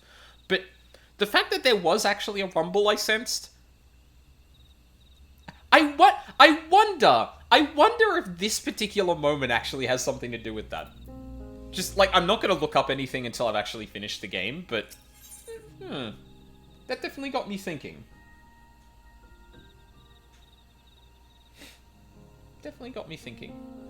Yeah, no, it's like, wow. But, no, but, like, I will say, though, this is a very distinct and extra thing Dawntrail has been doing, and I think it's something I need to give the game credit to in this particular instance. Is that, oh wow, I've gone way over the break time. That, like, we are going into a new land with completely new cultures and that, and the way we are approaching them is so distinct from the way that this was approached even as far back as ARR. There's someone I follow on Twitter who's going through ARR at the moment, and in my opinion, they are justifiably uncomfortable with the way that the allied societies, then known as the Beast Tribes, are actually treated. And to look back at that and then look at this is like, it's night and day. And obviously a lot of that is the story and the characters that we're immediately around growing and kind of understanding and finding better approaches to these kinds of things, being more conscious of some shitty things they might be doing as a result of what they're doing. But, like, this is, like, so explicit in that sense, which is why I want to read into that interjection from Wuk-Lamat as a furtherance of that goal. Like, this is not, like, the Warrior of Light here is helping Wuk-Lamat.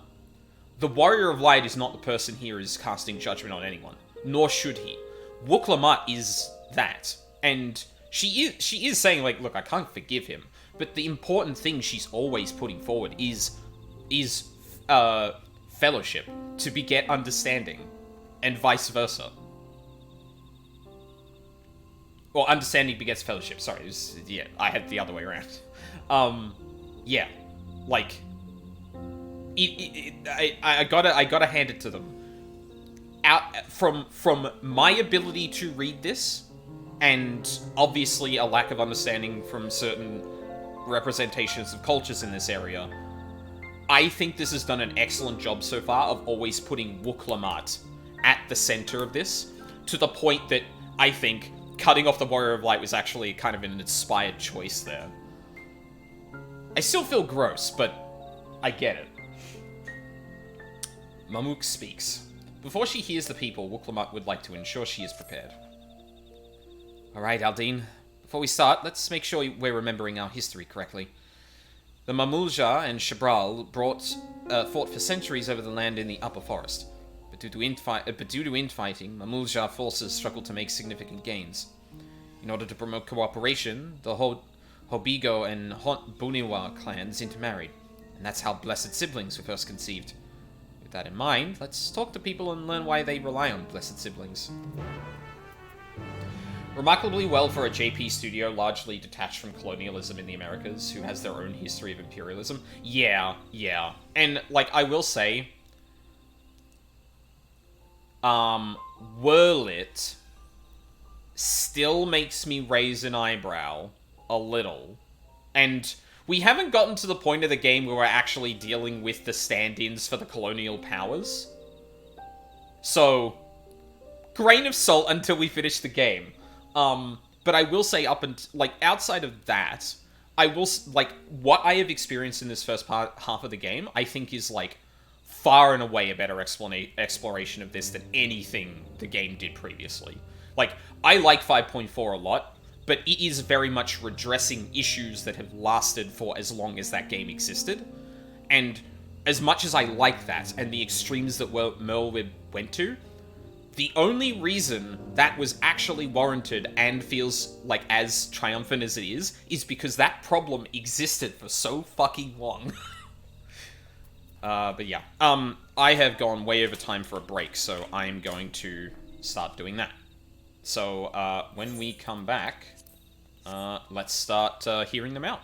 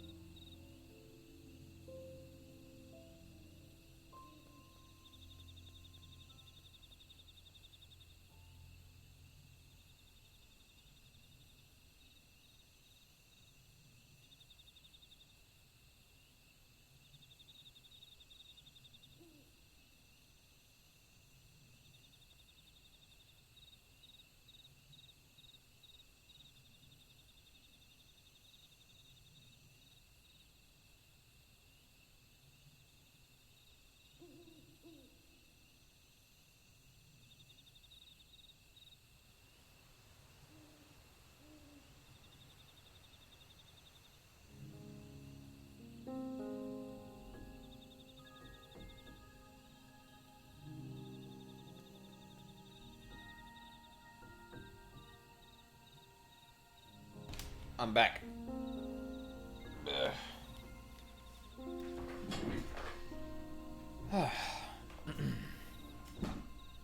Depending on how we're tracking, I may not do another break. Just to kind of get through things. I did a lot of discussion, and we did hit 95.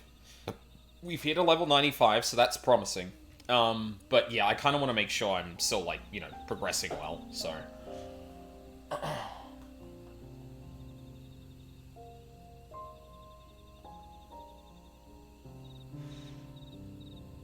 But yeah, I'm also not giving up my lunch... I'm not giving up my big, long lunch break, because, the fucking sun is out. I need that.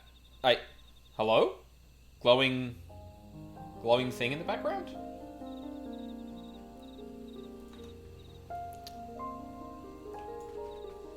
You.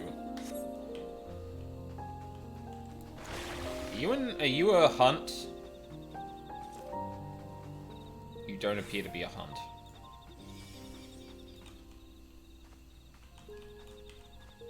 Oh, there's another one in the background. That's cute. They're calling out to each other. Alright, let's work our way through, everyone. Those who have only known open skies and bountiful land cannot comprehend our plight. To thrive, we must take what we lack by force, and for that, we need the might of blessed siblings. There have to be other ways to thrive, ways that don't require fighting. This land was once rich with ore, but the Yokwi did not stop digging until all the veins were spent. The meteorites are only good for so much. Even if we had overtures to traders, we have little to offer. Okay, wait, no, wait, hold on. Something just clicked. So you're telling me that the Yokwi were mining in this area, and they ended up mining up ores and meteorites, and those same Yokwi that were mining were having dreams of the Golden City?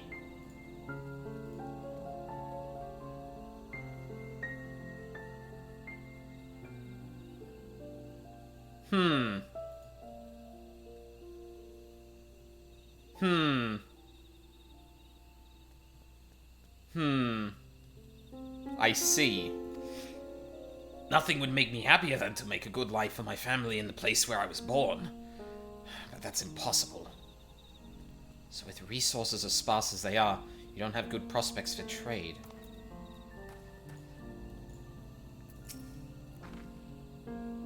As you'll have noticed, this forest is very dark. Hardly any sunlight makes it through the canopy, so it feels like it's always night. We plow, we fertilize, we irrigate, yet our crops shrivel and die as though cursed.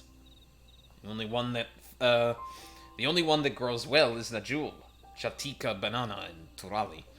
Try living on that and little else for a few centuries and see how you like it. Yeah, I mean, I like bananas, but that's a lot. A forest where nothing grows. It's not hard to imagine why you want to leave. Blessed siblings promise us more than strength. They promise us the sun. This forest is dark and inhospitable. When given the opportunity to live in Tuliolal, most of our people didn't think twice. Still, the prospect of being among so many outsiders was intimidating enough to keep many of us here. Blessed siblings are meant to deliver us from this accursed forest, to lead us to the fertile land above, where we might make a place for Mamuja to abide in peace and plenty. So you desire fertile land, one that's all your own. Well, I think I'm starting to understand. Everyone had their own perspectives, but all their concerns were about the forest itself. Dark, infertile, cursed. Given that, it's little wonder the people here wish they had better land. Who better to get it from for them than the blessed siblings? It's hard to convince people to stay in a place that can't provide what they need. You think the meteorites at least would have value, but apparently not. Hold on. Didn't Erenville mention something about the meteorites? That the ether they emit makes the plants glow blue? rather significant physiological effect, I would say. If we were to study these meteorites, we might discover other ways they influence local fauna. I noticed a curious allogram of tree and meteorite amalgam of tree and meteorite just south of here. Determining precisely how they interact with one another may yield crucial insights. Everyone, I appreciate you for sharing your thoughts with us. Thanks to your insights, we have a promising idea already. We just need a moment to investigate it further, so please bear with us. We'll be right back.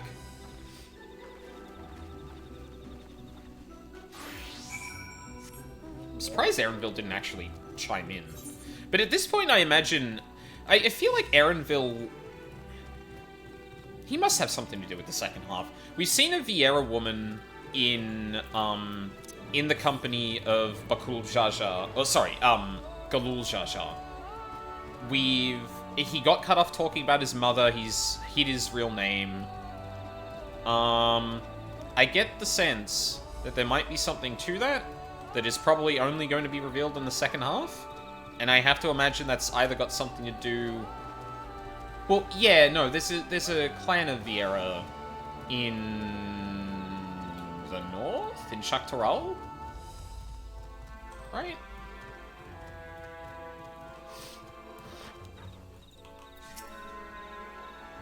Lens that shrivel as though cursed. I think I can hazard a guess as to why. The Shatona, thank you.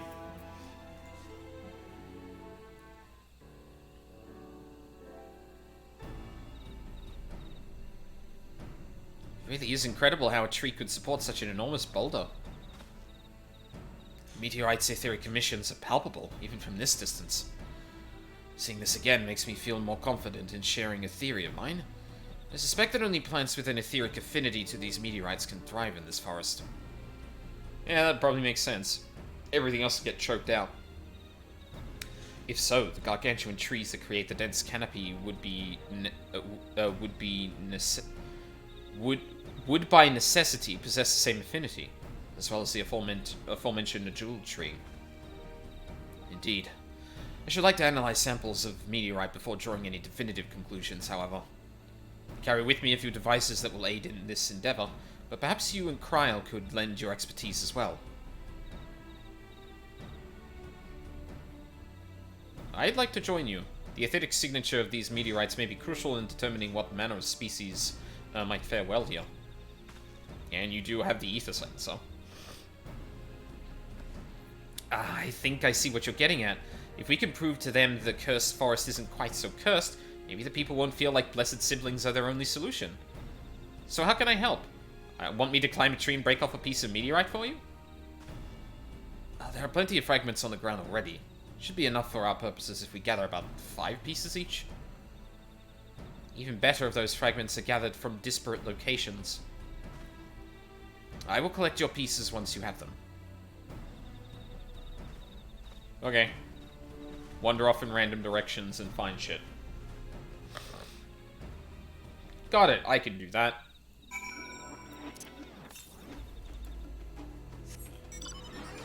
West we go.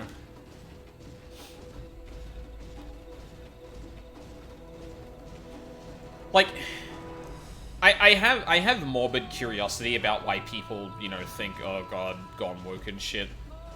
But like, again, it's often foolish to interrogate that idea, but like, I think in this specific instance, it would probably more, I think it would be more revealing than folly, if that makes sense. Like, oh yeah, you're against people looking at this expansion as like one of like peace giving and not war making. Like, oh yeah, I see. It's just like we can't have nuance to any of our video games at all. Just give me slop. Just give me slop and don't make me think. Oh, actually, this is on the same level as this. Oh, there's Kona.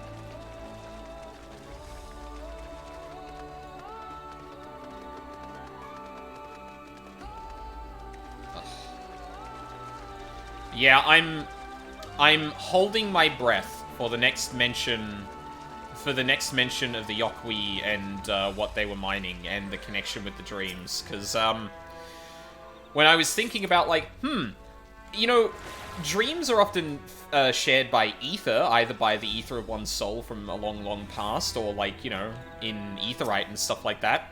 I wonder where there'd be a connection to the City of Gold, the memories, and this shit they were mining. I'd like to circle back to the woke stuff you finished. Can't have any nuance anymore because of woke. Yep.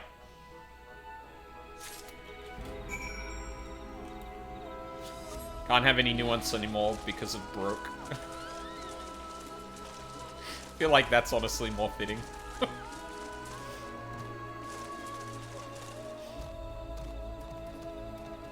God, like, I don't want to dwell too much on this because I'm having fun with the video game, and talking about this shit could, like, spiral me into talking about really frustrating shit. But, like, it's a really sad existence to be in that's the kind of shit that you're upset over. Like, and also just the inability to actually emotionally connect with the fucking story is just insane to me. Or not being open to the newer ones, right? Like, you know, a lot of these people probably think Arthas is the shit. And, like, yeah, there's some tragedy to Arthas that I think is worth acknowledging.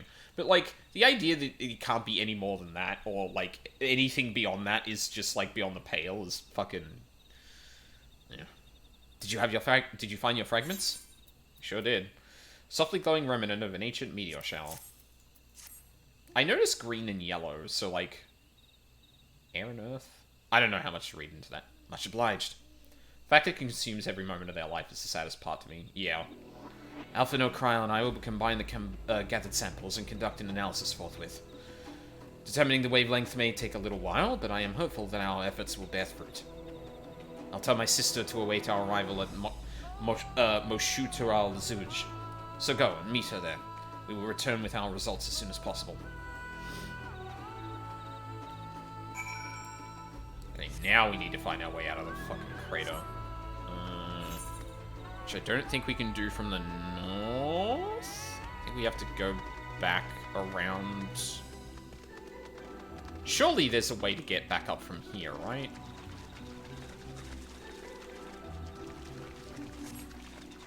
Oh, there is. Right behind the tree. Yes, literally. Yeah. The unfortunate thing is that for a lot of people like that, it's a feedback loop where, like, they haven't touched grass or anything like that, so they do think those things, which further entrenches them in that mindset, which forces them to touch grass less. And, yeah. It's a fucking horrible cycle at the end of the day. And unfortunately, a lot of the people that end up in that spiral are, like, have, like, problems that would be sorted out by therapy and things like that. Which, you know, typically among men tend to be maligned and is the reason they don't go to it and thus let those things fester. I mean, I can't really talk. Like, I'm kind of lucky I turned out as I did, despite the fact that I don't really receive therapy at all. And it's something I honestly still should do, even though I feel like I'm in a better place now. But yeah, like, it's really unfortunate that, like, you've got a bunch of people that are preying on a bunch of people who aren't thinking these things through, who aren't thinking rationally, and honestly really need a lot of help, but instead they're getting exploited by these fuckwits. Alright, I'm making a hard cutoff of this topic, otherwise I'm gonna get mad. We've done all we can. Rest we must leave to Kono and the others. I don't know the first thing about these Charlian devices of his, but if they can be of help to Mamuk, I'm glad he has them. There's hope for this forest yet, Aldine. I could feel it. Yeah. The feet of the Brotherhood. Wuklamad is determined to find a solution for Mamuk. I'm sure Zariel Jar would have choice words for us if he knew what we were up to. But his people are my people. I can't ignore their plight. If I'm to call myself Dawn's servant one day, I have to bring an end to the tragedy here. Many are depending on me. Bakulushaja, not least of all. Anyway, I'm sure Kona and the others will be back with their report soon.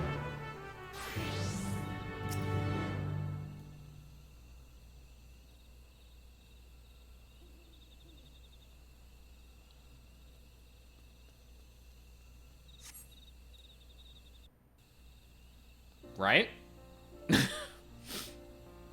Okay. I was gonna say, if this was a time that you actually kidnapped someone, I would believe it more. because we did kind of leave them on their own. Oh. Hey.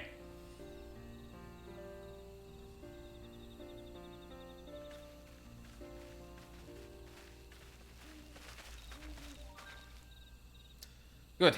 Everyone is assembled. In light of our news, I thought it only right to call the others.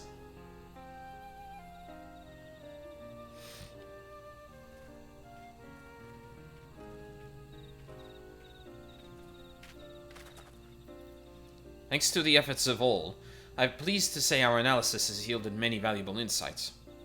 And I dare say the prognosis is hopeful. Okay. So... what's up? Earlier, we asked about the hopes you place in blessed siblings. Why they are important to you.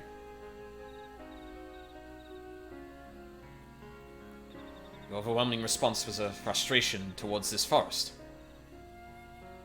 From a lack of natural resources to the inability to cultivate crops, in all respects have you ever struggled to build a prosperous home, thus your understandable desire for new land. However, this would be an unfortunate dismissal of what makes your forest uniquely valuable. That is, the soil. Our tests here have proven without a doubt that the Jartika heartland is abundantly fertile. This may be surprising to hear, as you have seen crops fail time and time again, but we have discovered the root of this problem as well. The meteorites scattered throughout your forest emit an unusual energy that greatly influences the development of surrounding plant life. Some plants thrive on this energy, like the Najul and the giant trees that create the canopy, but others, as you well know, are sickened by it. Fortunately, the solution is simple. Across the salt is a place called Shalian. In a place called Shalian, there is a peerless collection of flora sampled from every corner of the world. Now that we know what energies are most prevalent in your forest, we can offer you seeds and starters guaranteed to thrive here. I took the liberty of contacting a few of colleagues via Linkpearl. Should you desire them, a sample of our best candidates can be shipped here in short order. Just as Eorzea required the Popoto and Tomato from Tiral, so too might Mamuk benefit from foreign crops. You mean we'd be able to grow more than Najul here? Precisely. While care must be taken to choose those species that will not have an adverse effect on the ecosystem, your agricultural options should increase markedly. With the right crops, Mamuk will have all it needs to prosper, both at home and in trade. Blessed siblings don't have to be the answer anymore. Then there was never any need to fight? Never any need to sacrifice?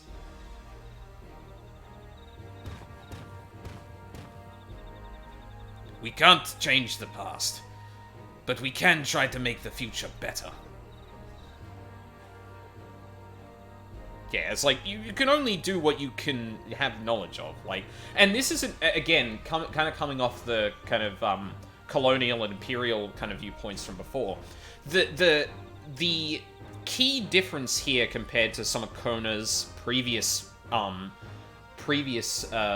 things and, kind of the general approach of just, we found a better way, is to actually engage with the people before coming with any of these solutions, because you can find better ways of doing things that even the Shalians just do. Like, rather than just bringing over shit and saying, actually, here's how you till the soil and all that stuff, you find something more fundamentally a problem, you actually solve for them, and then, yeah, like, you help those people grow, you don't supplant their methods with your own, if that makes sense. And I think that's a distinction it's trying to draw here.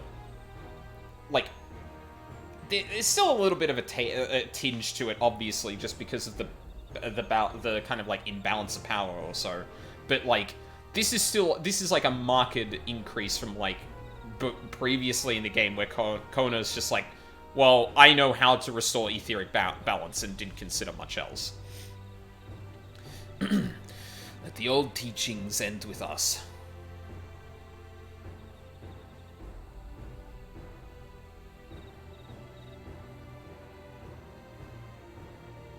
I know blessed siblings represents absolute strength to you. Letting go of that idea can't be easy. But I'll prove that when we work together, our combined strength can achieve anything.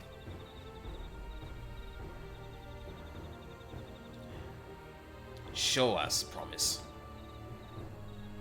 If there's another way, for our children and our home, we'll no longer suffer in silence.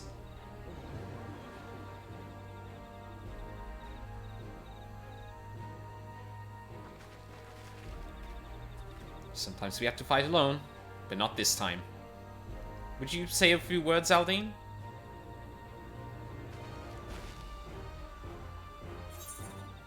Anything is possible when you work together. Our victory over Valagamander is proof of that. With faithful allies at your side, you can save even the entire star. Friends both old and new, you can find the light to banish the darkness. Goddamn. That's really cheesy, and also that's not fair, and also fuck you for the gut punch. I'm gonna do something a little bit more immediate to them.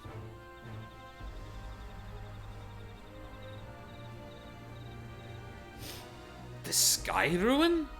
The great Galul Jaja himself struggled to even seal it.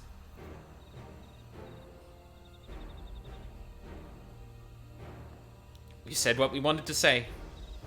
Now all that's left is to defeat my father's shade in the feet of the Brotherhood and clear the way for Mamuk's bright new future.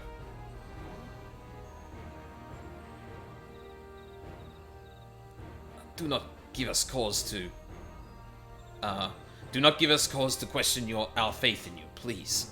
Live up to your words. I will.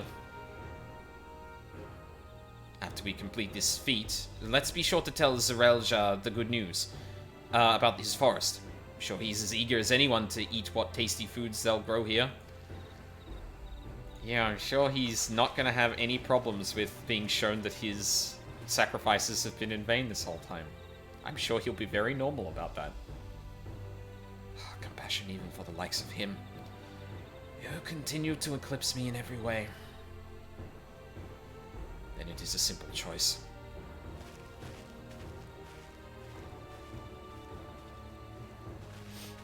Yeah, we're counting on you, Uklamat.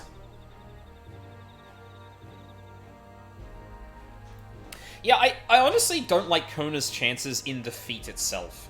Which makes me... Yeah, which means that Wuklamat is going to be the only person with all the keys to actually open the way. Oh, sorry, I missed a part of something you said earlier. Like that single goober who tries to bring back Bridget discourse on Twitter every time there's a new Stripe character. Yeah, God. Fucking unbelievable. Wuklamat's gone ahead to announce her readiness. Never imagined the samples were so feverishly collected for the Exodus would find new purpose here. But if they help these people improve their prospects, all the better. Anyway, we should go and meet our comrades where Zarul Jah made his own attempt. The final feat awaits.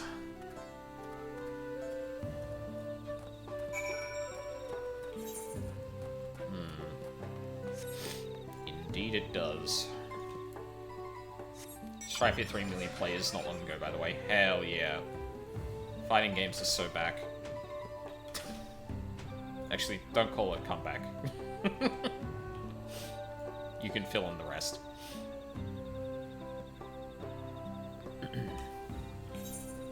I didn't realize how big this place was compared to, like, some of the other places we've been. It's so crazy because the entire FFXIV series sold, like, 100k. Jesus. Yeah, that's fucking wild. Holy shit. Oh, yeah, here we go. I was gonna say, surely this is a duty, right? Someone has to go fetch Zerelja. He should be here soon. Several cutscenes will play. Oh boy! Why 666? Why that specifically? Hey, why though? Actually, I think some of this is actually just better for me. Alright, hold on a second. What's... Okay. Legs. 663. Yeah, let's open that. Dark mahogany leg gear.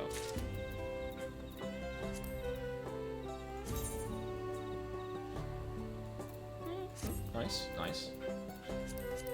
I'm gonna glam over them, but, you know.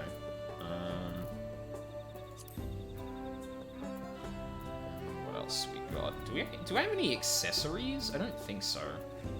663, probably not worth it. Level 94 gear will outpace all EW gear. Yeah. I can't remember. Does blue, green, and grey tell you anything about the stat weights that are given to them? I forget.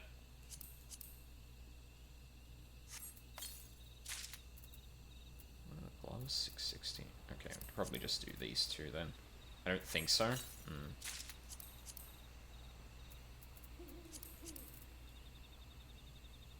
Ooh, I like that. Not a good choice, I think, for Aldine specifically. He's a bit too Charlian and Ellison to pull that off, but hey. I still got glamour plate set up somewhere. It's one of these, there we go. Sweet. Alright. Have I gotten any accessories so far? I should probably look for people that are doing things. Is Apollo Justice cancelled today? Yeah. I cancelled it because, I wanted to get through 14 a bit quicker. I don't think I was going to get it done by the whole weekend, if not for this. I talked to Mina about it, and she was fine with it. We've still got next weekend before she leaves for a bit to do, Case 3, so we'll be back with that then. So, Ace Attorney's not done, but yeah, we're just taking a break for it for 14 for a bit. Most accessories are tucked away in side quests. Can you purchase accessories though? Okay, have fun with Final Fan. I will. Thank you, Vulpix. Not quite. Awesome. Oh, not high quality? Oh, I don't fucking care. That's fine. Just something that's higher eye level, basically. Hey. Zerelja, I'm ready for the final feat. Grown weary of postponing the inevitable, have you? Something like that. You see, I've learned all sorts of things about Mamuk and your people. Oh, really?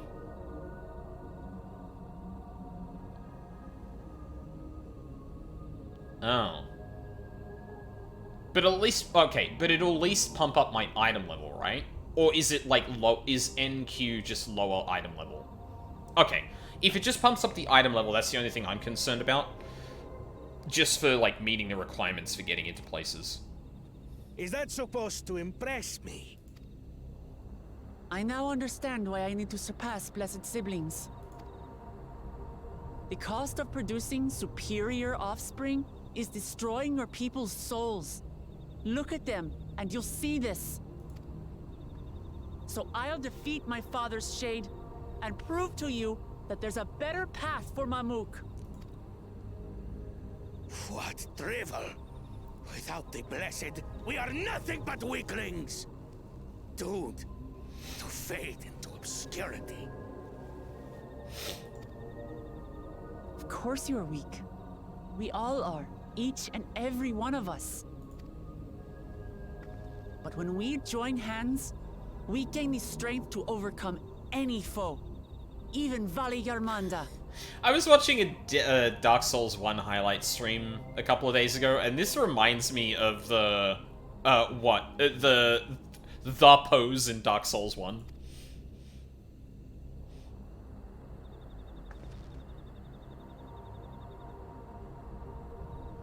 Enough talk.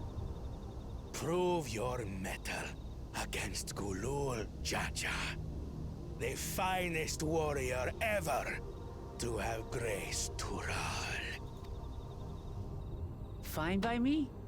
Not even Papa's shade will stop me from upholding his legacy. I will fight alongside her. Oh.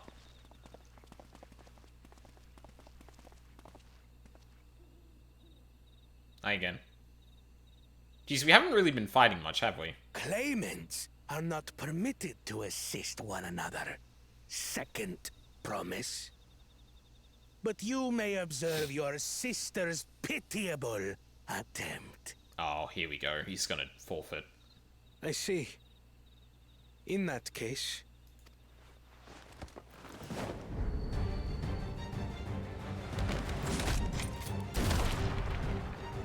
It seems I'm no longer a claimant.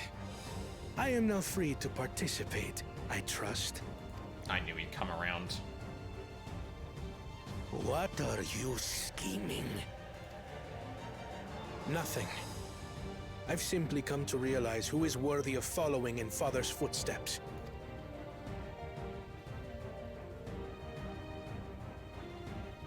Not our brother. Not Bakul Jaja. And not me. You have always held the happiness of our people closest to your heart, Lamachi. So I will do everything in my power to ensure you ascend to the throne. Hell yeah, dude. This is how I shall repay Father for his kindness. This is how I shall serve Tuli Yolal. I wonder if they're actually all gonna come together. God damn. I could always count on you, Kona.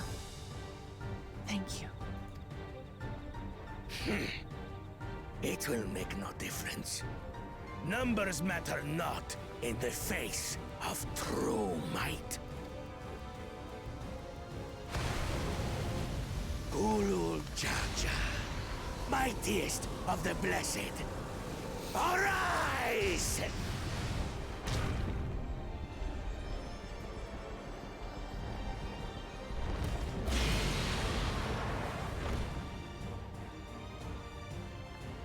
Everyone ready?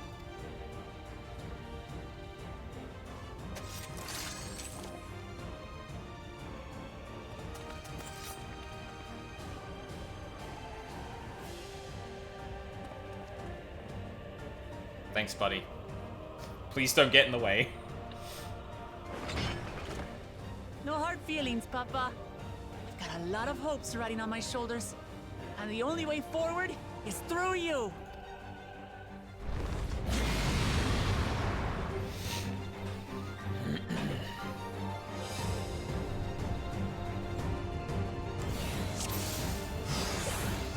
I'll have to cut to Erenville before he books it. Yeah, it's good. Bear witness to our resolve. In the reason which guides our journey. So long as we stand together, we're unstoppable.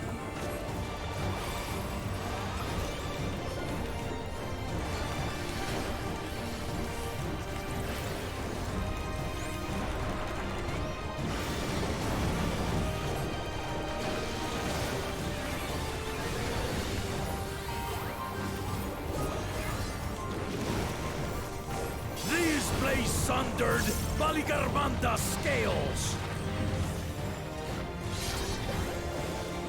Blades of fire rain.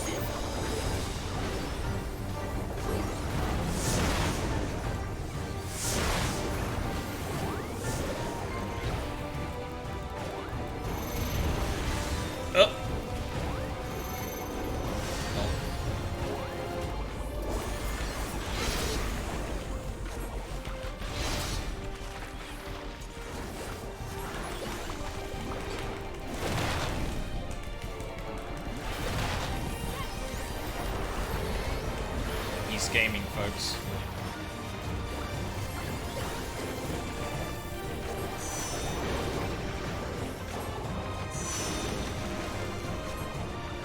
Take that! Oh, god damn it. Nope. What a chore. Ever hungry for battle.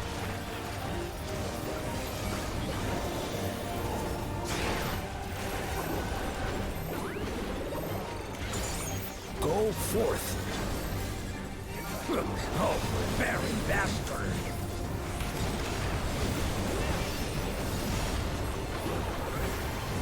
Oh my god.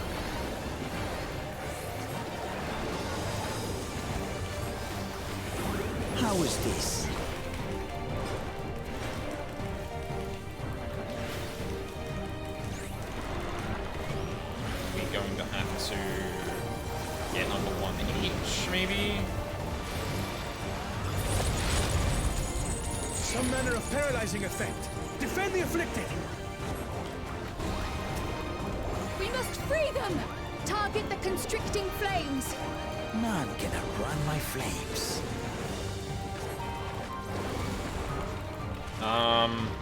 Those aren't dying very quickly. Oh, there we go.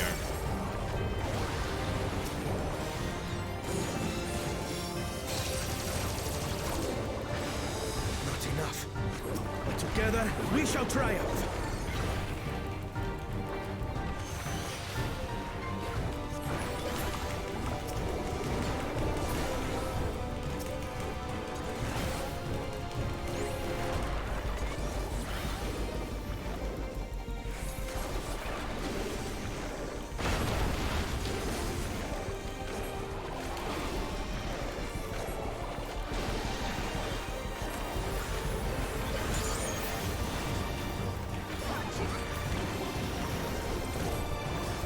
SLB is sick. Yeah. Yeah, it's pretty sick.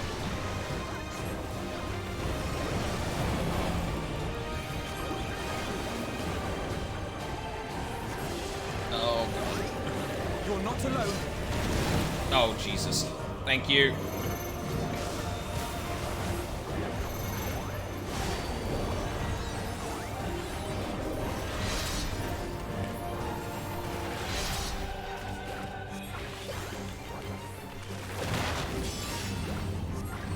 Oh, he's a slidecast god.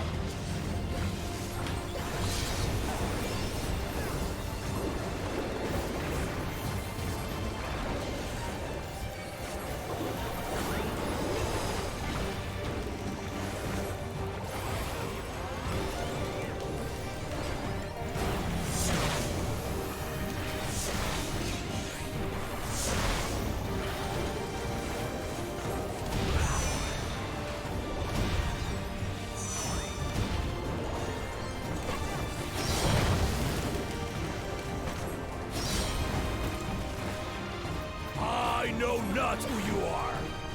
I applaud you, tenacity. Surely this will quench your thirst for battle.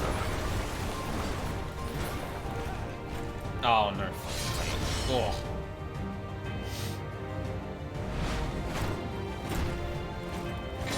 Oh, yeah, this again. Resolve the Risen Kindle. By crimson wrath be sundered.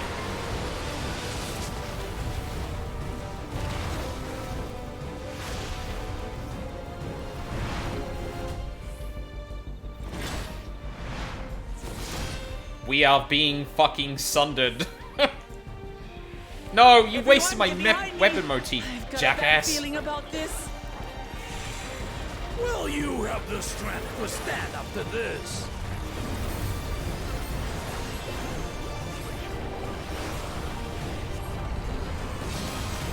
I will be the next Dawn servant. I will protect my people.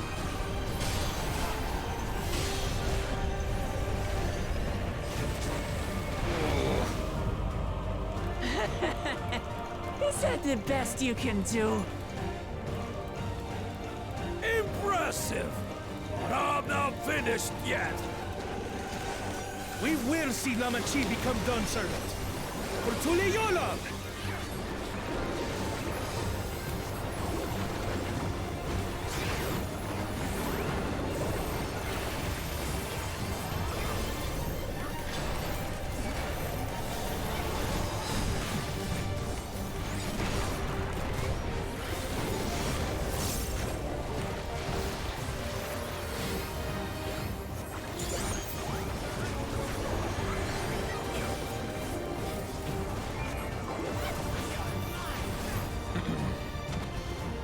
Yippee! Ugh. Fucking music kicking back in. That's my old man for you.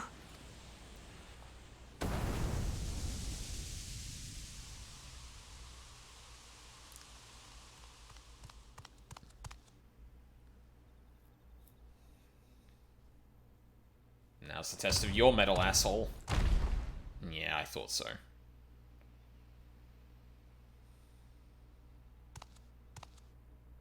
I refuse to accept this. Ain't that a bit stubborn? Even for you.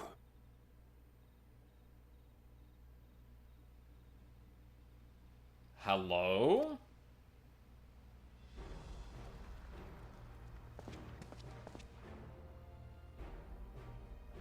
Erugadin? It couldn't be... Tanqua! It's been too long. It has indeed. You're looking more imposing since last I saw you, Wuklamat. Why is this guy the... Why is he the Chad guy meme? Fucking shut up! Oh, no! Also... No, it might have been the Rogan that was, Oh, actually, might have been the Rogan that was around, but, bigger question off the back of that. Why does this person know what happened back with... So, there was... Okay, hang on. Let me come back. There was that bit in, learning about, the Shibrak, Pibil, that... Someone in the tree stepped away, and we had an echo vision of the time back when Galul Jar Jar was, trying to bring the Shibral and Mamulja together. And we probably couldn't have got that from the ambient ether, I'd be willing to bet. And that was 80 years ago. I can't remember Rogan lifespans. That might actually work out. But he seems, not terribly aged for that. I am so suspicious of this. My Turali moniker. Galul Jaja insisted I take one, saying my birth name was too cumbersome for the local tongues. And that was... That birth name being Ketenram, I presume. Yeah. That was 80 years ago. How are you... Huh? No! Ketenram's that legendary Eorzean sailor. The one with the pickled cabbage. We can talk about me cabbage later.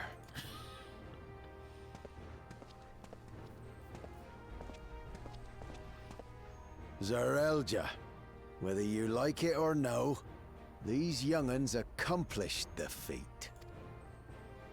To deny Wuklamat her reward would be to betray the Dawn Servant's trust. And what should she be rewarded for? Calling upon her minions to carry her to victory! Bro, you literally told Zarel that he was a fool for not doing that.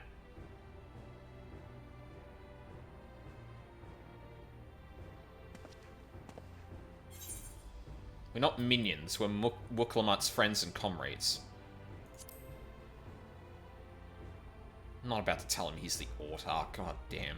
Comrades, you believe a ruler should be reliant upon such? Didn't he say the literal opposite to Zarul? That's fucking... Yeah. Together, we can achieve anything. You needn't place your faith in the promise of blessed siblings. How would you have us reclaim our glory?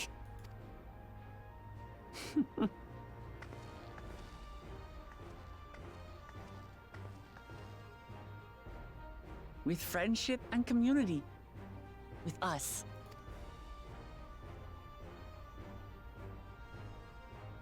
If you mean to rule, you should be more sparing with your offers of clemency. Especially to a man who has sacrificed countless young lives. Nevertheless, I will fulfill my charge as Elector. In recognition of your feat, I bestow upon you a keystone.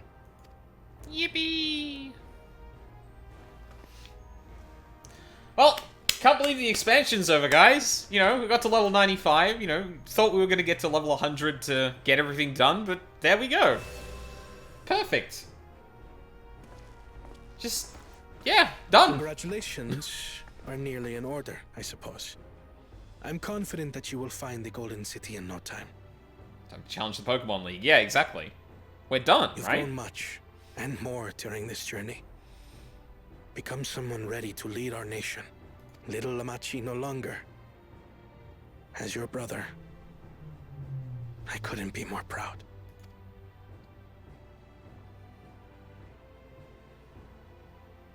Kona.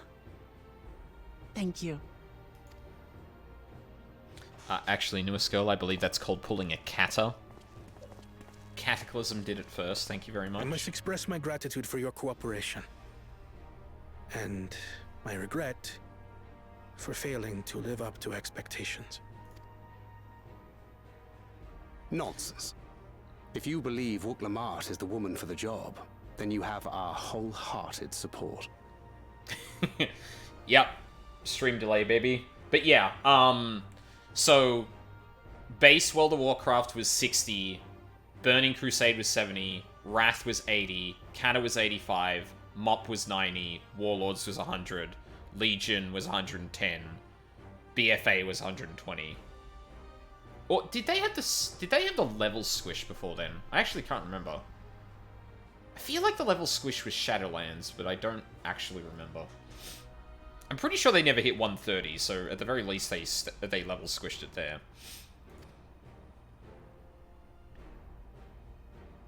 One last thing. I wish to speak to you both from the heart. Unpracticed as I am, this may sound hackneyed, but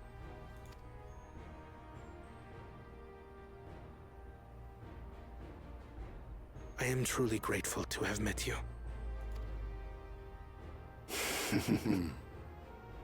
Words spoken with such feeling would resonate with any fortunate enough to hear them.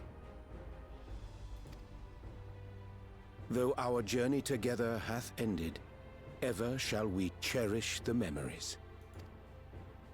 Aye. And should you require further esoteric musings or biting witticisms, don't hesitate to call. I dare say we'll come flocking.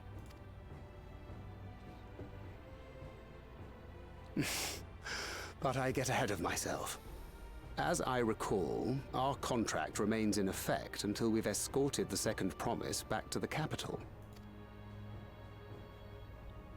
Where I'm sure nothing of import will happen. I leave my sister in your capable hands. See that she returns home safely. They are a very good duo, newest girl. It's almost like they're married or something. It's weird.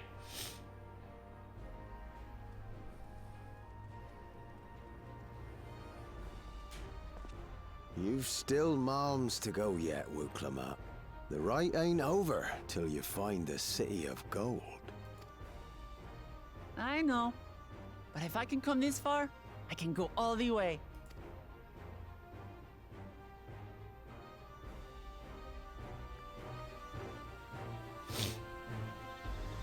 Can two dads raise a lesbian on the battlefield? I think they already did that in Shadowbringers, didn't they? The answer may surprise you. Yeah, no, for real. Not like a bit of hardship to see your precious children grow into fine adults. I will not stand in your way. But mark me, victory does not afford you authority to dictate our future.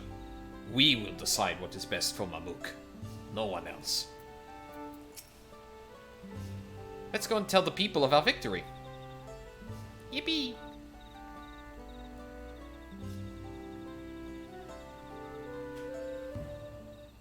Hell, I think the two dads raised two lesbians, if I recall correctly. Hey. That promise. You brought everyone? We were just coming to you. Oh, we did it, Milalja. We proved to the Autarch that not even my father's full power could overcome the strength of our fellowship. I knew you would. I was right to trust you. You fulfilled your promise. Now it's our turn. You've shown us another way, that we can build the lives we've always wanted, here in our homeland, without sacrifice. Since our new crops will come from across the salt, I suppose we will have to treat with outsiders as equals, of course. Inside or outside, we're all just people. No matter what we look like or where we're born. When you're not used to all the color and variety, differences can feel like obstacles. By learning more about what makes us different, we can also find common ground in places we never expected. Something new may become something you love. And someone you once hated might one day become your friend. You never know unless you keep an open mind. And while it may feel scary, taking that first step towards understanding is always worth it.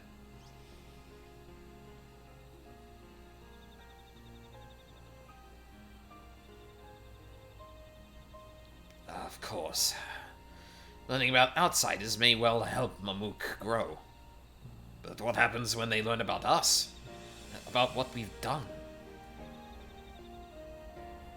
They will not.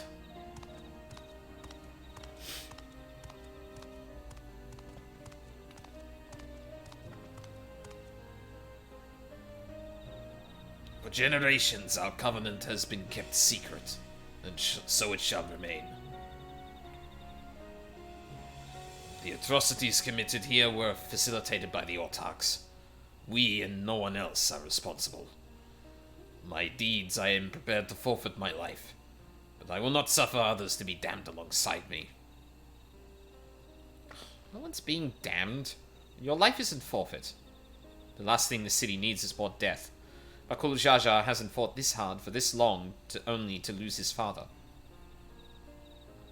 If you truly feel responsible, be the first person to extend understanding to others on behalf of Mamook. Your community is waiting for you, here and in Tuliyola.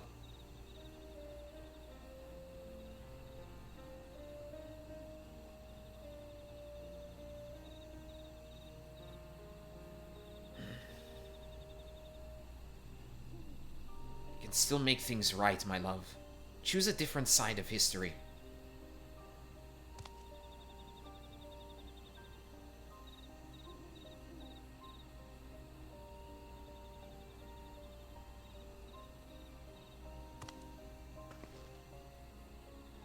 Thank you, Third Promise.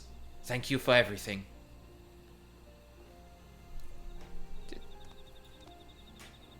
Don't we still have a dungeon to do here? Don't we still have to do a dungeon here? I like how sometimes knowing things that have been said on the live letters actually confuses you more, because I'm sitting here like, wait, I'm pretty sure there's a dungeon that looks like the place we visited Bakul Jaja. What do we, how do we, when do we? You still owe me an explanation about that cabbage, you know. Combat in my visual novel. Yippee!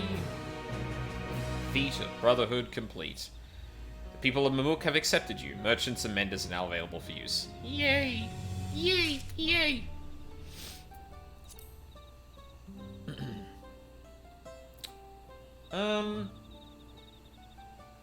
It's like an hour and a half left. Let's take the next bit. Ooh.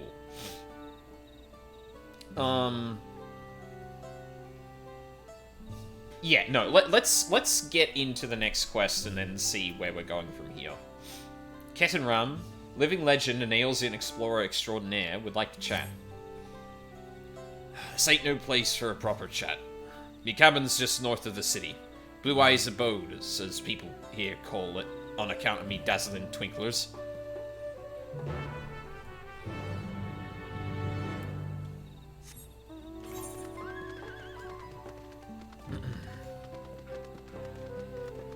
I guess we did more or less cover most of the area, didn't we?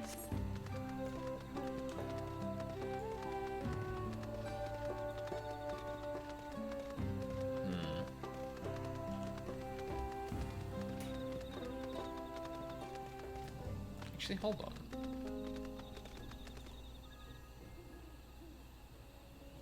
on. Oh. I think there's a naming convention between the men and women of the Mamulcha. Because I think it goes... For men, I think it goes consonant, vowel, consonant, vowel, vowel, consonant. Whereas for women, it's consonant, vowel, vowel, consonant, vowel, consonant. Just based on, like, the couple that I saw in town, I think that might actually be true.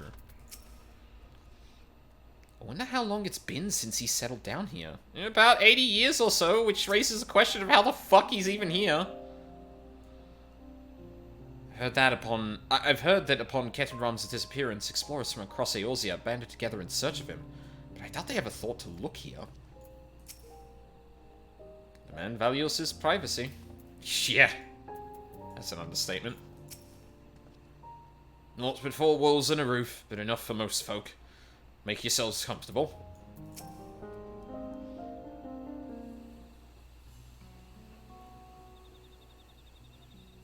He's got an old map of Eorzea, too. Why did you choose to settle down in Mamuk? They haven't exactly been welcoming to outsiders, legendary explorer or otherwise. All the more reason to keep a weather eye on him. Though, seeing how you've won them over, he thinks I'll have less need for vigilance. I'm here at Galul Jaja's behest to ensure his hard-won peace is kept, and incidentally, to remind Zariel of his duty as elector should he have forgotten it. My old man ordered you to stay here? There's no way to treat him. That's no way to treat an honored guest. Heh. I'd say I'm more than your father's guest by now. Wouldn't you see the sepulchre atop Walkor Zormor? That's right. Ketenram was one of the names. How long... Actually, okay, hang on. I think I legitimately am missing something here. Rogadin lifespan.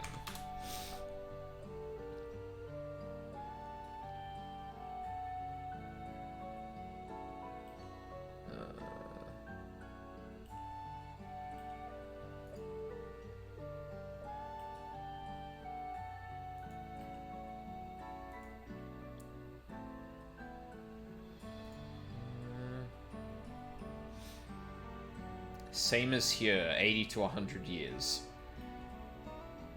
So...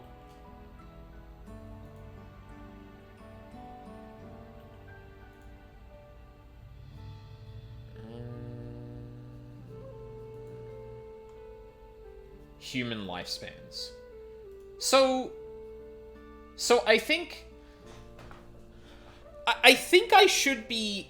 It should be alarming to me that this person, like, yeah, like, he's either on his, like, okay, so, general lifespan, 80 to 100 years, right?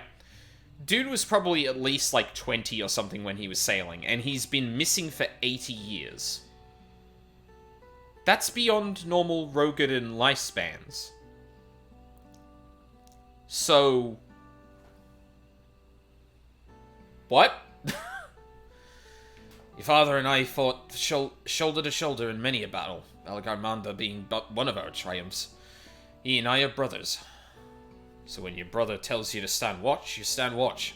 You trust in his judgment and his strength of will, even if that means you have to sit out the occasional scrap. Surely you understand such a bond, surrounded as you are by all these bright and eager faces. I do. My comrades are my strength, and it's thanks to them that I understand Papa's hopes for this nation, what I must continue to protect. Improve your readiness for the throne, Wuklamat. Find the Golden City. Okay. Oh, I will. With these ones beside me, even uncovering a legend should be child's play.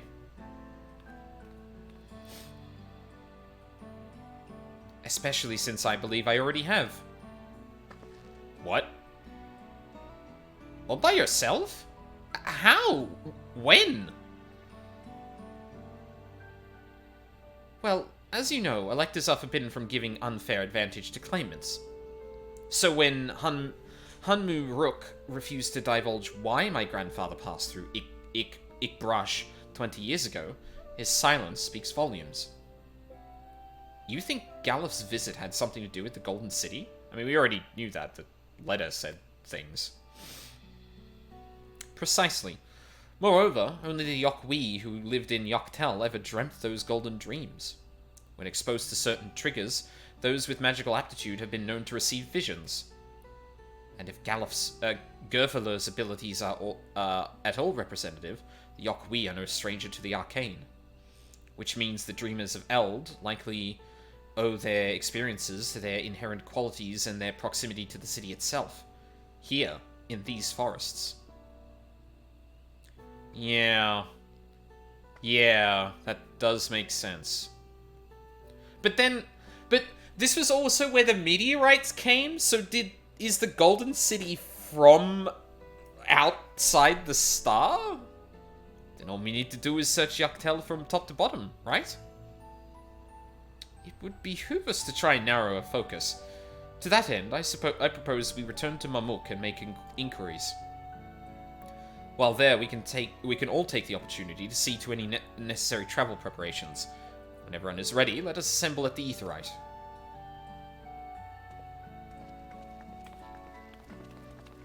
What the fuck is going to happen now? Ah, here we go. You're Kakua's boy, ain't you?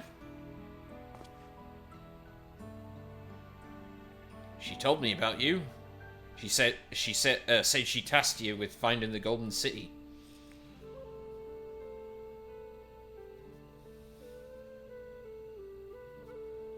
I might even succeed, despite my best efforts. I had begun to think it was a fool's errand. My unfruitless search in my youth proved as much. Yet here you are, older and wiser, playing the fool again. Courtesy of the company I've been keeping, perhaps. Wuklamat's not the only one to have grown thanks to her comrades. We'll find it. Together.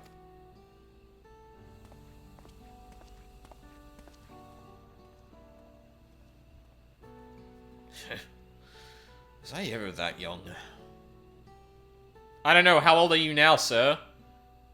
I'm actually really curious how old you are right now. I'm very concerned that you are, like, living far beyond your years for some reason.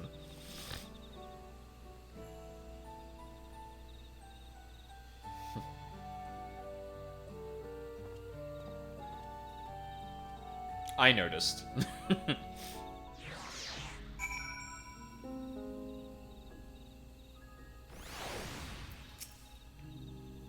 You waited for me?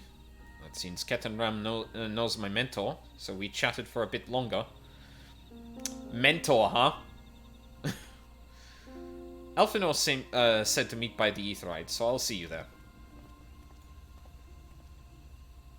I feel like I've never really gotten Erenville's voice down. Oh, you know what's kind of annoying is that I could go and grab... Well, actually, no, I need to get all the ether currents, but... yeah. Oh. Where is everyone? It was great for someone who certainly wasn't kind to his body in his youth. Yeah, especially sailing and shit.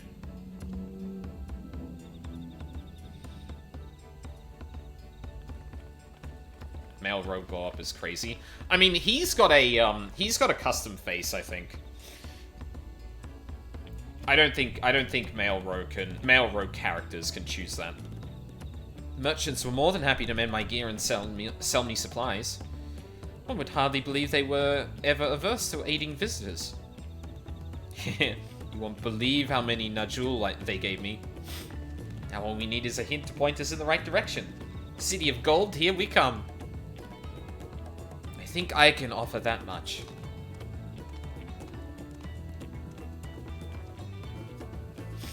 I have an inkling of where the Golden City might be. Milalja and Zrilja, you've come to help us? As an elector, I am forbidden from speaking of the Golden City, but my wife is beholden to no such constraints.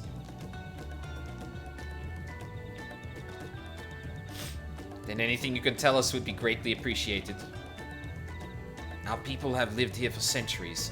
There is no corner of this forest we do not intimately know, save for one.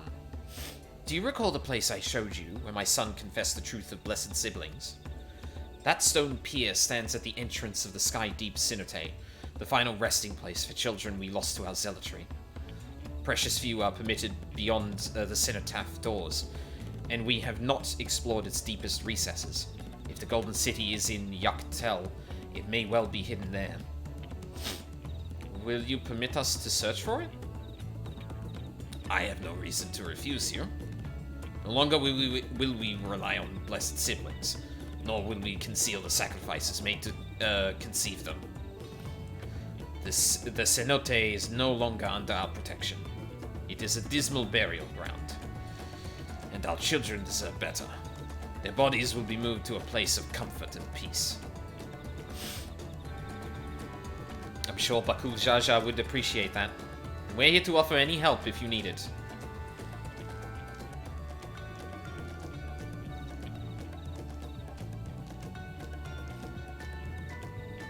Your father also visited the cenote, come to think of it.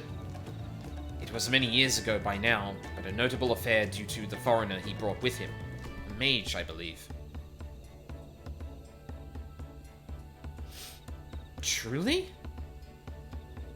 The Dawn servant did not disclose his reasons, but he descended past our cenotaph and into the old Yokui quarries.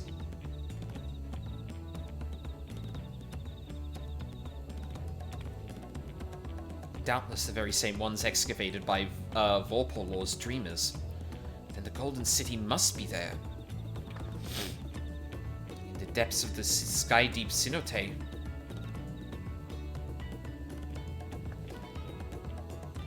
Thank you, both of you. We'll set out straight away. You will find a winged beast or two lingering in Gokdrak descent. They will carry you below. I believe in you, Third Promise. You will make a magnificent Dawn servant.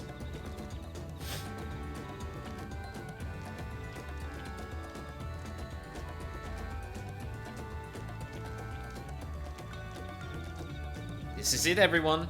To the sky-deep cenote. Cenote.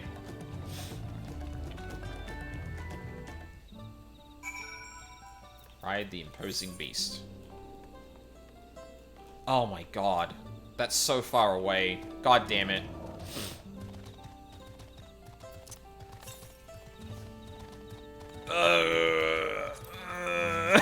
That's so far away! Oh, I haven't done any... Oh, actually, no, I can't... I couldn't actually fly if I wanted to. Damn. Alright, well... Oh no, there's bridges over there, so I think I can cut straight through then. I'll probably take a break right before the dungeon, and then we'll continue on. Just gotta fit in one more break before. It'll probably be a short one just to get my eyes off the monitor and also some water, but I don't want to neglect that. Easy to fall behind and then my eyes just kill me for a day.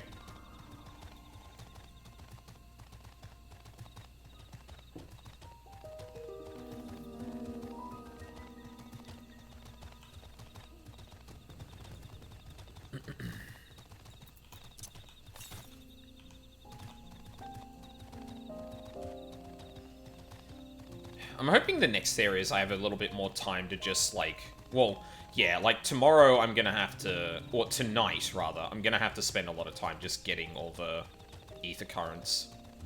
Maybe make a bit more progress in the area I end up in after this, so I can, like, get on it as soon as possible.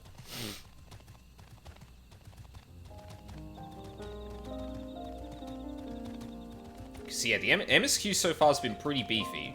Like, I think I'm just going to get to 96 by lunchtime. Which I thought I was a little bit ahead of the curve last time, but turns out... Wait, 90, 91, 92, 93, 94, 95, 96, 97, 98, 99. Oh, yeah. No, I was definitely behind up until now. Because the halfway point should be literally 95 complete, which is about where I'm at the moment. Oh man, I fucked up the math for that. I'm glad I took the took Ace Attorney off today. Because otherwise I would have literally fucked that up.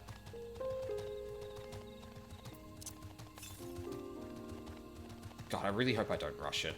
I should try and get up early tomorrow morning and the day after.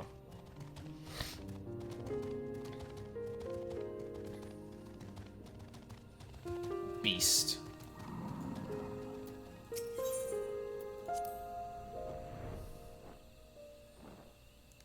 Like, it looks like we're coming up to the halfway point, which, given it's the Golden City, kind of makes sense.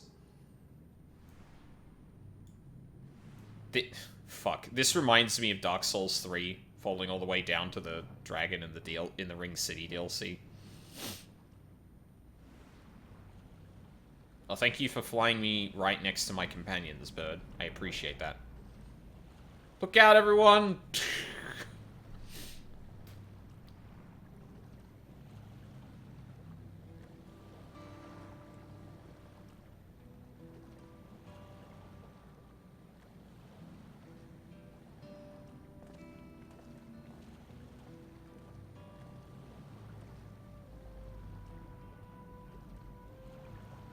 This is a cenotaph, which means that beyond these doors is... Right of succession or no, disturbing the souls that rest here feels wrong. I know, I can't turn back. But I can't turn back. Let's pay our respects at the very least.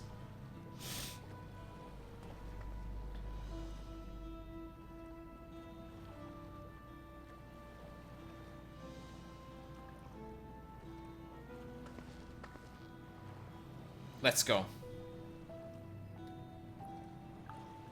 I'm ready to complete my journey. She says at level 95. Oh, I have a bad feeling about this.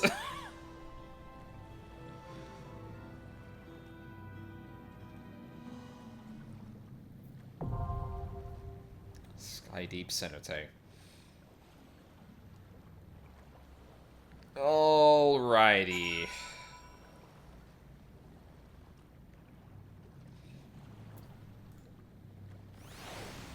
Oh my god, have we really got no music here? Apparently not. Well, I'm gonna keep you all in a tense state then. This is gonna be a quick break. I'm just gonna get some more water. I'm not gonna do anything else. But yeah, when we come back, dungeon and the Golden City where nothing will go wrong.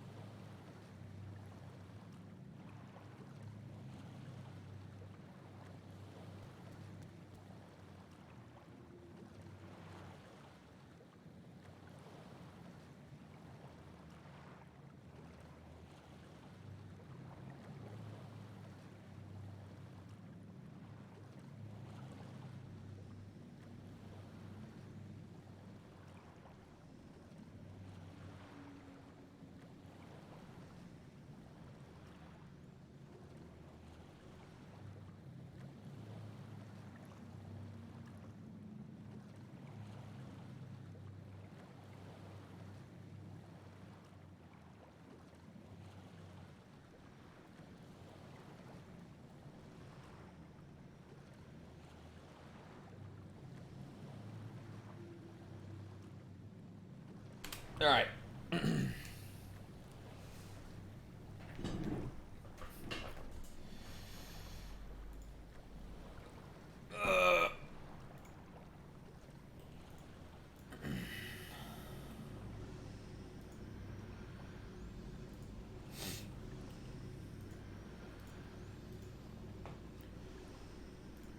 Oh, wrong one.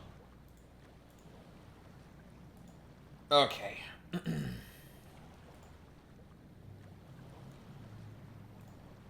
Whoa, no, OBS, don't do that. Okay, good. Awesome. Alright. Let's go. Um...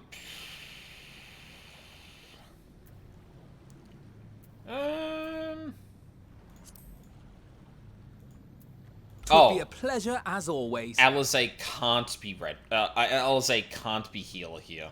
Oh. Where's that versatility gone? Come on. Be serious. No. Versatility. God. Ah. That was the thing that was in Buckle's vision. Oh, jeez.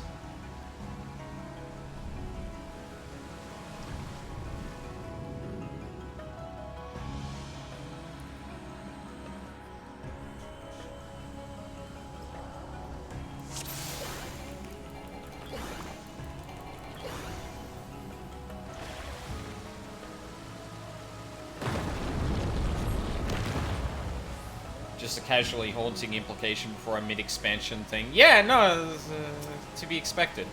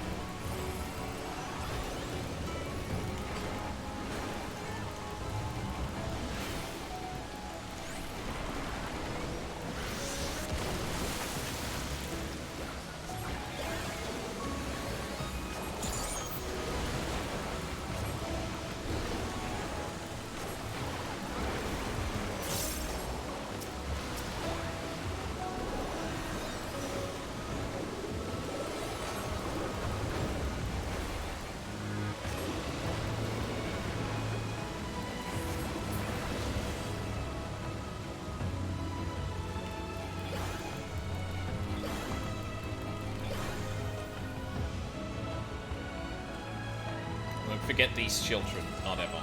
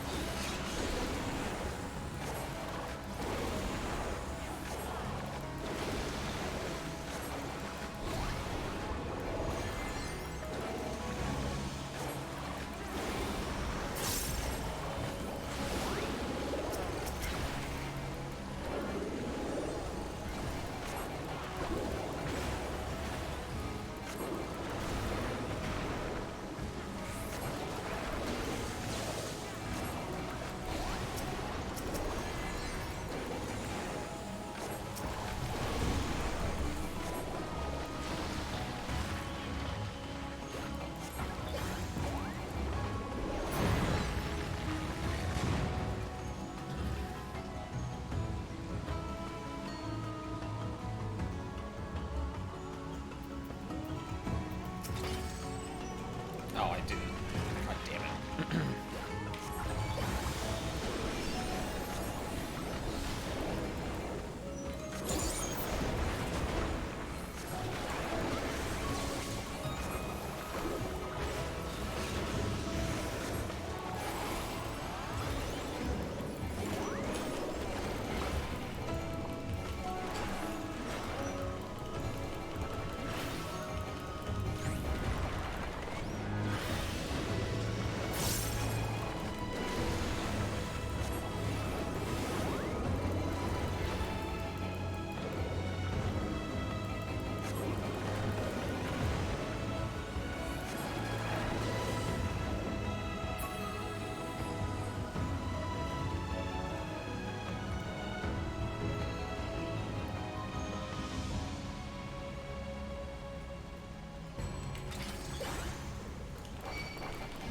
once again. I didn't even do any damage! What the fuck?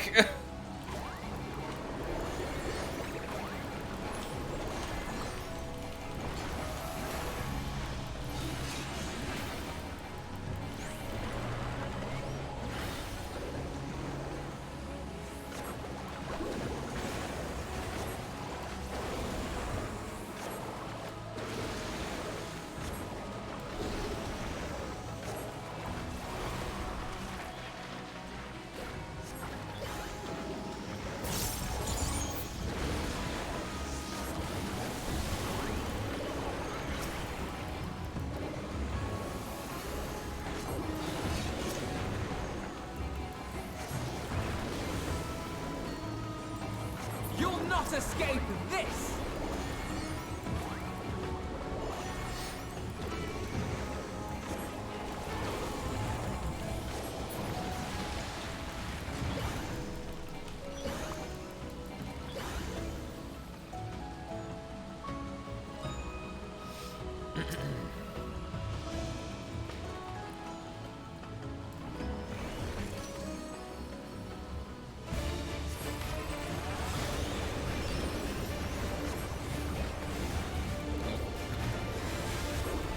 This boss is an enemy in FF9. Nice.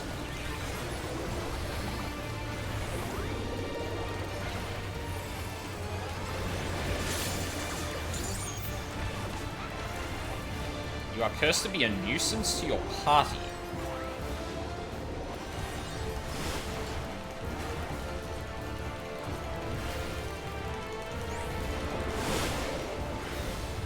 Oh, okay. I see. Oh, that... Ooh, people are gonna grief each other with that. Holy shit.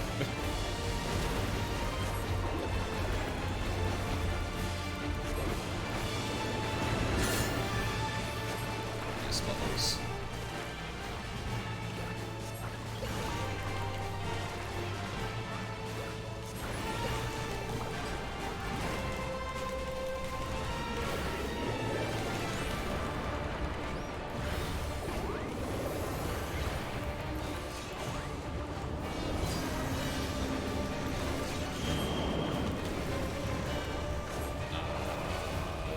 How many are they gonna shift over? This one. Yeah, okay.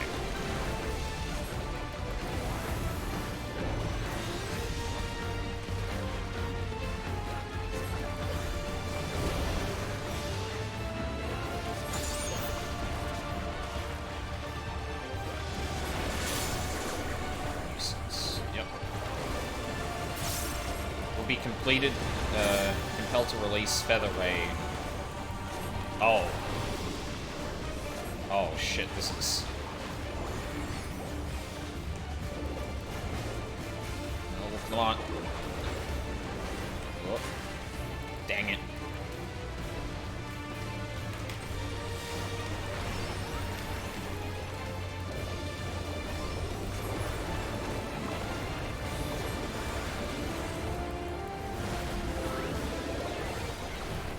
Let's go gambling! Wait, what? Really bad at counting.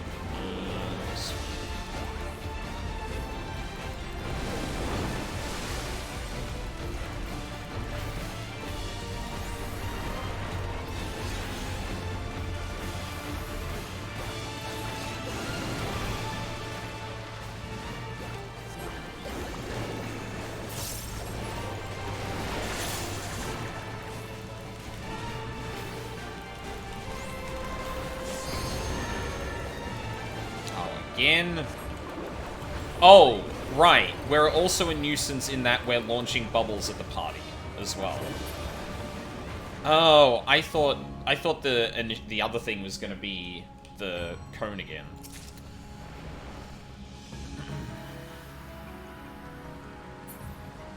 Tears spent. Ugh. Oh. This must be the Yokwi. Ooh, whoa, okay. Yep, this must be the Yokwi bit. So in FF9, this enemy's gimmick was giving you the troubled status. Ah, yeah. So you're a nuisance to your party.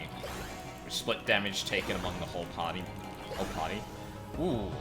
That's interesting. But you can't really, like, tank in that game, right? So, like, what's the downside? Doesn't that make it strictly easier? Oh.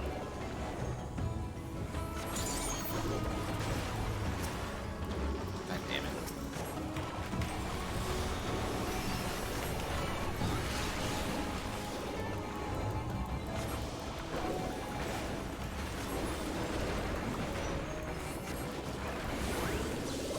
Or does it mean that damage dealt by anyone means that it also was taken by everyone? Because if you're just evenly splitting damage across the entire party, unless you've got like someone with a really low pool, it feels like that means it's easier to. Oh, everyone ends up taking full damage as applied across the party. Okay, so it's not split. Now I'll show you. Right. Okay, I see. Hold still.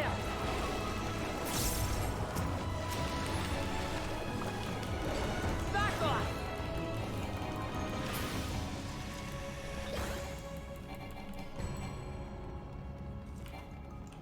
Alright, because I still have this.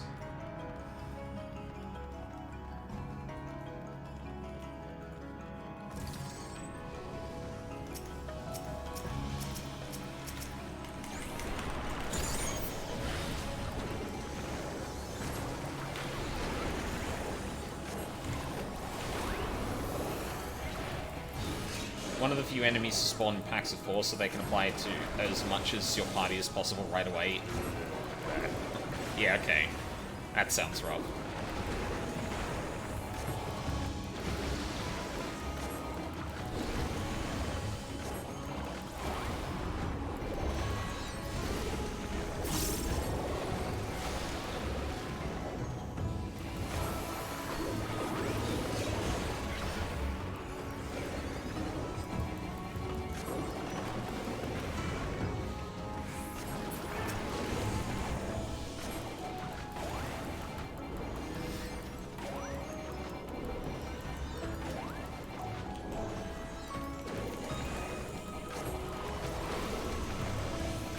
Pretty clever recreation of it. It combines the tab target MMO in my own. Yeah, it's pretty good. I like it as a concept too. It's like, you're always gonna hit people in your party, so they have to move in some way. Say alert, something's amiss. All these statues, yeah. Hi. We're not rats, we're people, but...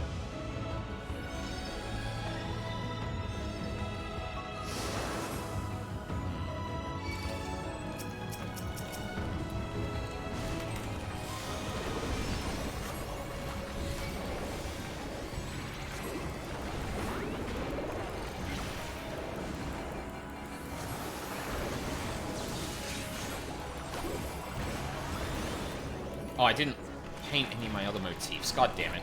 I was too distracted.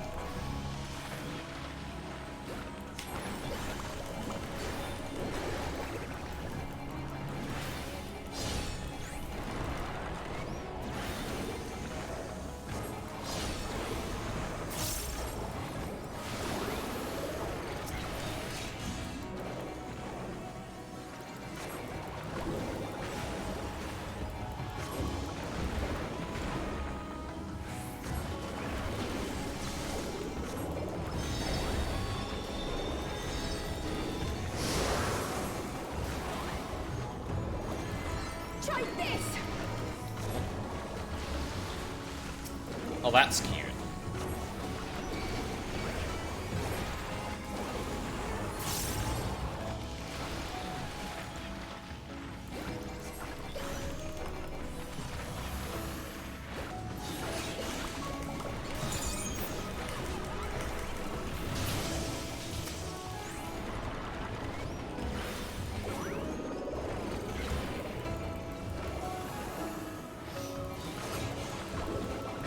Cure trouble in FF9 with annoyance. Anointment. That's... I hate that.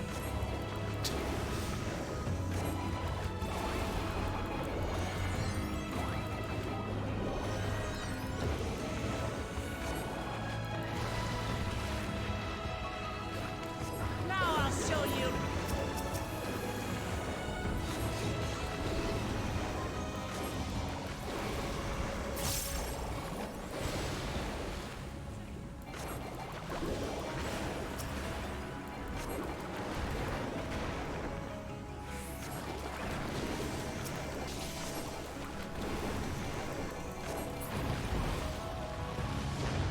Silence, our workers have fallen. Activate firearms. Ooh. Oh my god, a mech. Who are you, by the way? What are you?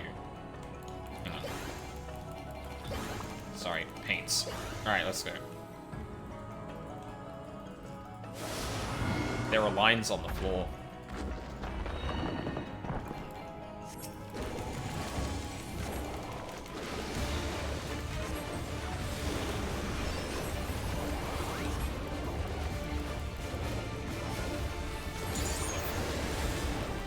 Back off.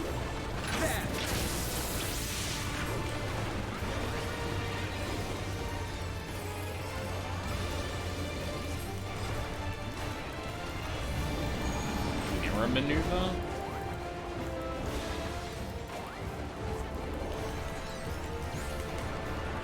Uh-huh. Yeah. Oh. Okay.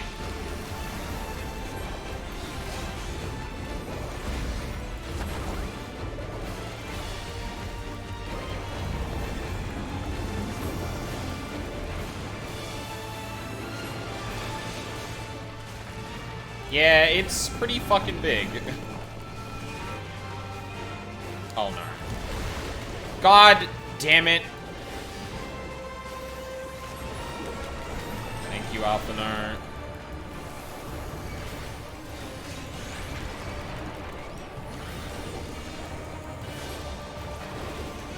Try this! Doing the mirror shit again. Oh my god, no. What the fuck? Yeah? Is that gonna... Okay, no. It's just obfuscating which one is actually gonna get lit. Gotcha.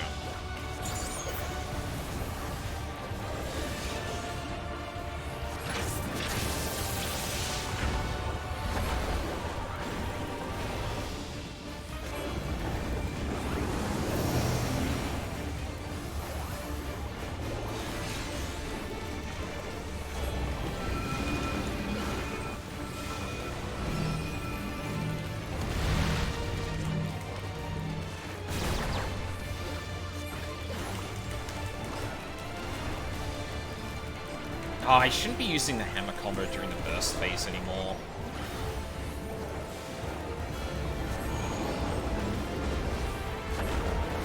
Where are you firing?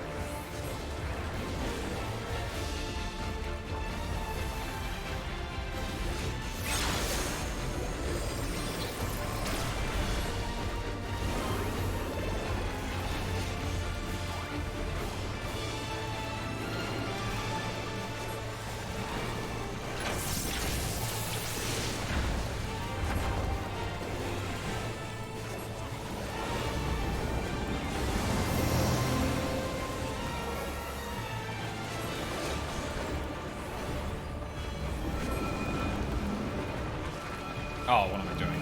I should just do this.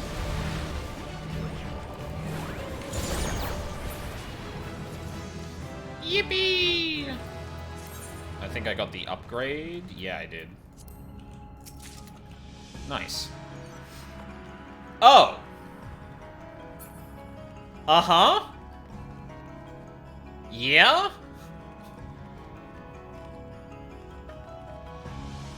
Is that right? Path of Dying Light. Now this is peculiar. That glowing stone is infused with ether? Oh, wait, no, look. Mud. Can't complain. She's doing her job. Hardcore zombie game. Yeah, dying light. God damn it.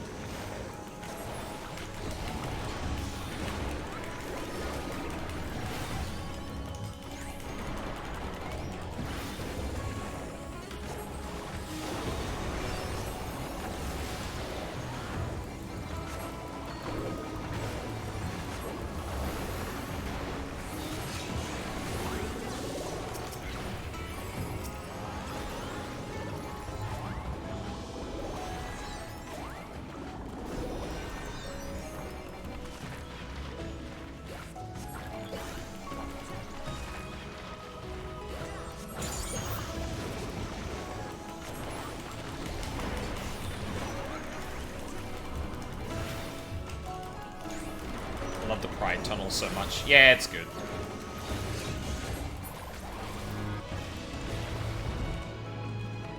Anything to examine in here? No.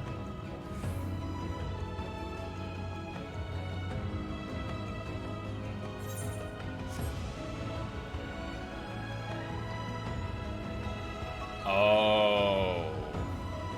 What is that? Well, I think we can take a guess. Oh my god. Sky deep. Sure, it's nothing important. Yeah!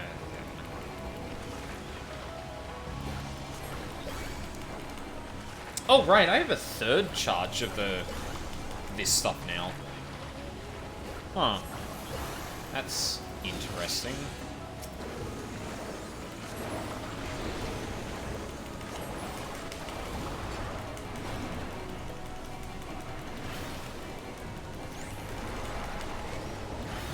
Of the creature muse, yeah, yeah.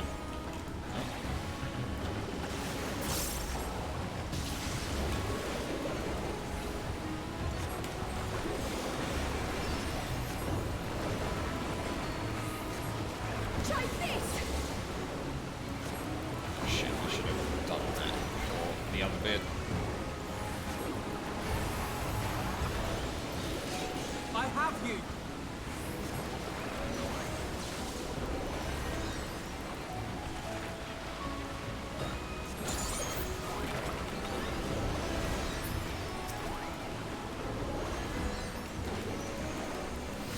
I wonder what the plan is with that for, like, rotation-wise. Do you actually burn all of them to make it line up better?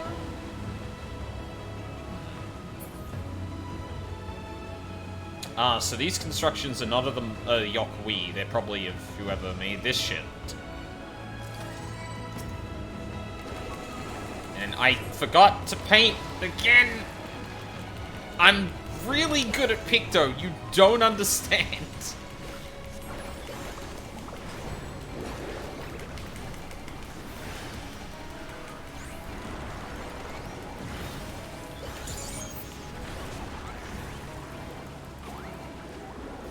How are you feeling about the counter design after these dungeons and the trial, by the way? I think I'm a little bit more impressed by the dungeons. Like, there's a few more mechanics in there that I think that are a little devious, which I kind of like. Like the moving star tornado AoE thing. I thought that was fucking... I thought that was pretty nasty, honestly. But no, like, I think I'd have more... I'll probably have more to say, like... There's definitely a lot more mechanics that are, like, requiring of your attention, is probably the thing I'd say. Like, I don't know how it'll be, I don't know how it will be when it comes to, once I've done the dungeons a ton. But it definitely feels like the kinds of mechanics where I have to do, even when I know them, I do have to be a little bit more aware than I otherwise would in some dungeons.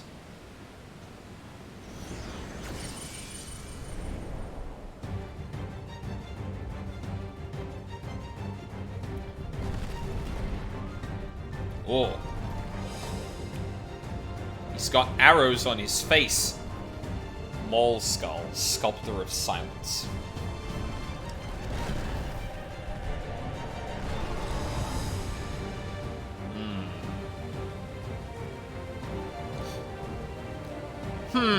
So, the only thought that's in my mind right now is like, so the Golden City is not Solution 9. I don't know if that's a safe assumption. But that's the thing I'm wondering at the moment. Yeah, okay, I was gonna be safe. You were right to point that out, News Girl. I was waiting until I got into the arena. But, nah, that still works. Fuck it. Ow. Oh.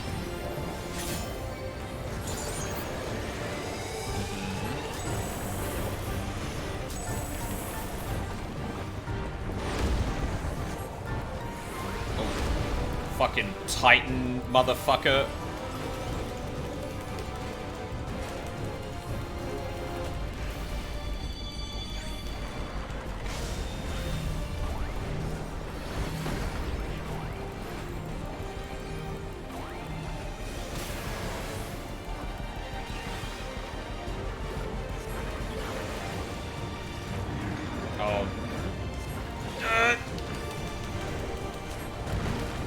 Oh, okay.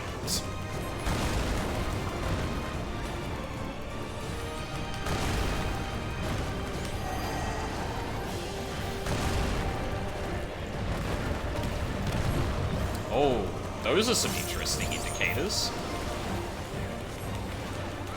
Thanks, Kryl, for the minute.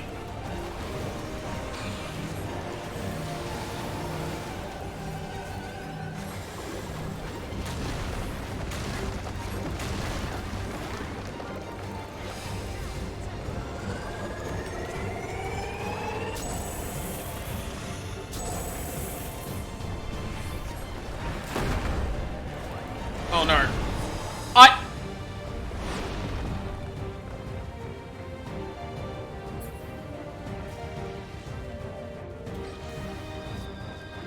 I missed something. That's 100%. That's like, Titan Savage's shit, if I remember correctly. I didn't know it could knock you off. Well, there you go.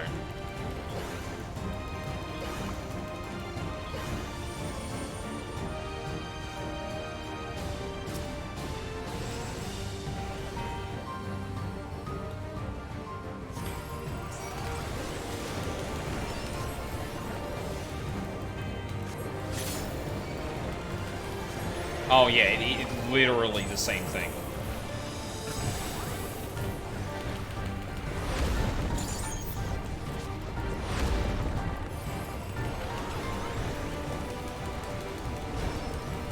Okay, so I just wasn't looking.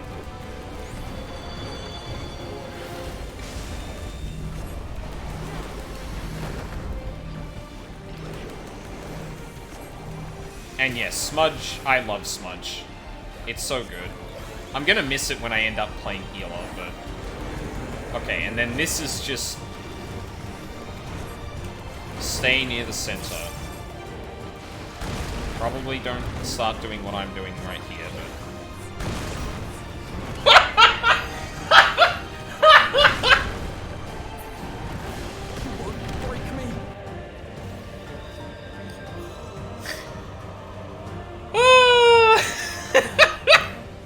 I was bound to happen eventually. Oh, god damn it.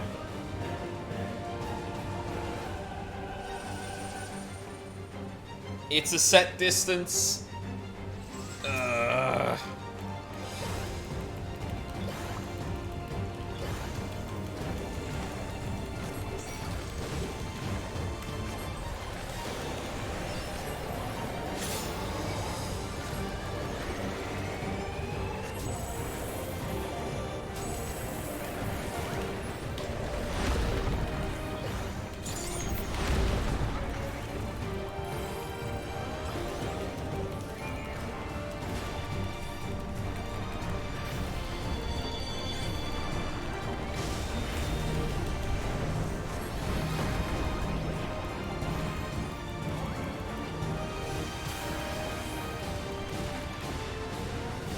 definitely going to be playing a lot of Dragoon. Yeah, I mean...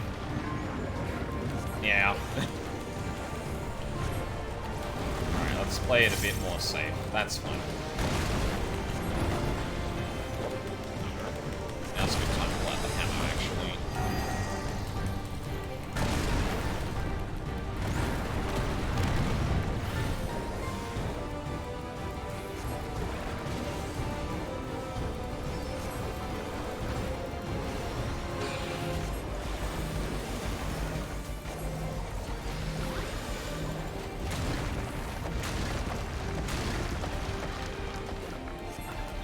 This should do it! This side first.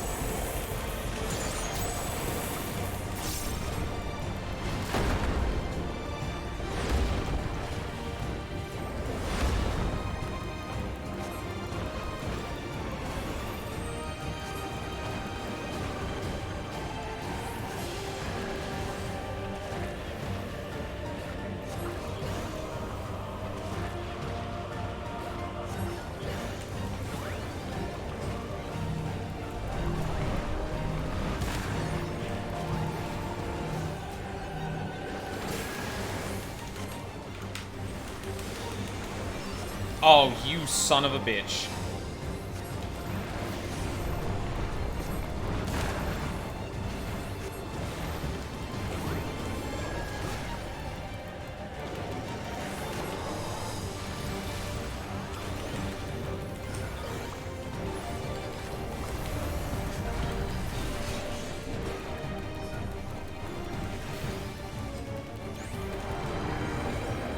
Oh, I didn't do the... I didn't do that during my burst. Why am I doing this again? Why on earth am I doing this again? Because I'm an idiot, that's why. Nope.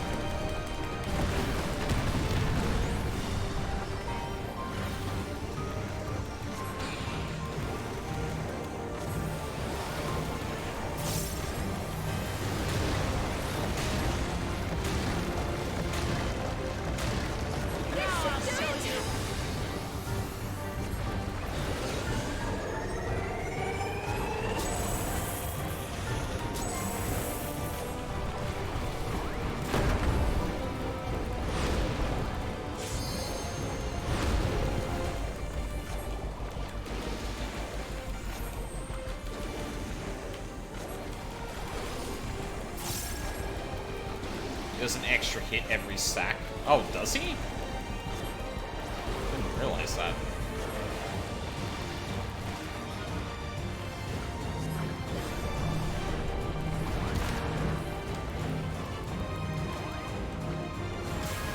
Oh, Wooklamat!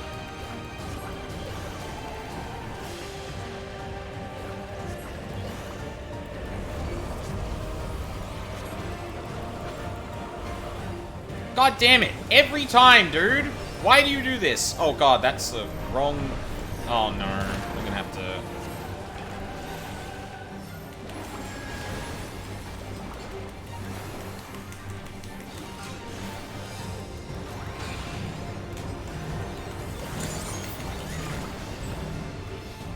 Oh, good.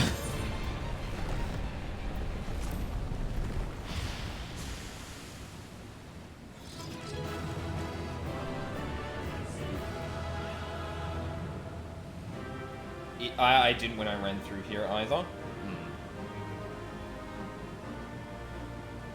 Well, I think we found it. That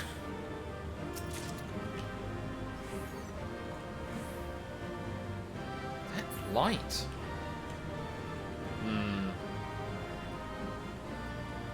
Anvil?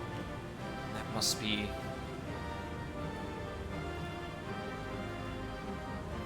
Oh my god, for real? Must be very deep underground by now. Yep. We did fall a long way. Strikingly different from the rest of the cenote.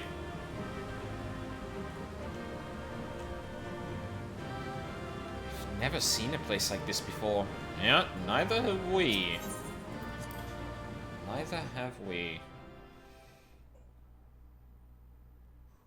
Should have been the one to fill your cenotated light. Shut up, Whisker. God damn it.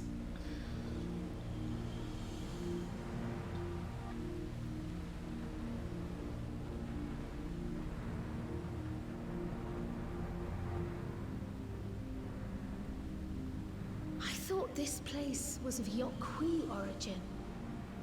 But is this glowing stone their creation as well? I don't believe so. I've never seen anything like it. Then it's from an even older time. Don't tell me it's the Allagans again.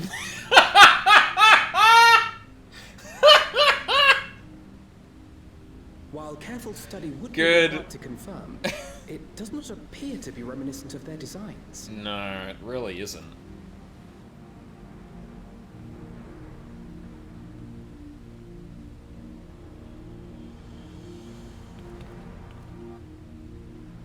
What the fuck is that? A golden light. Could it be?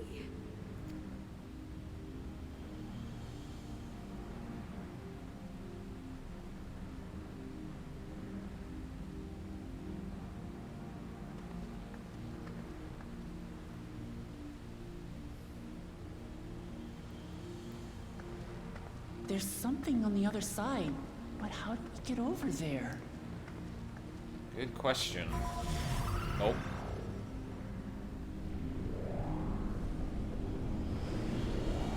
Yeah, that's about right.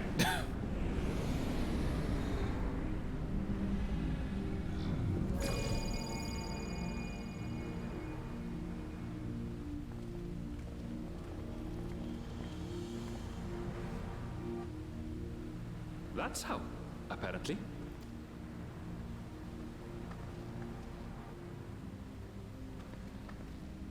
Right then.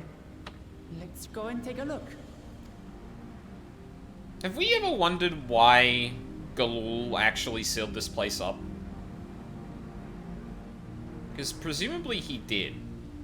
Because he said it was sealed and that we could undo it. And the implication was that he did it, but... do we know why?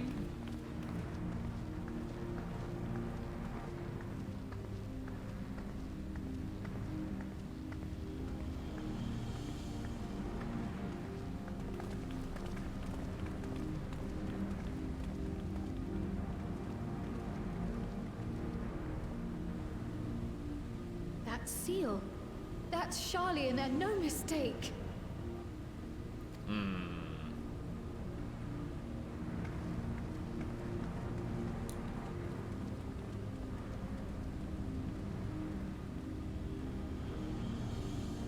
Seven things.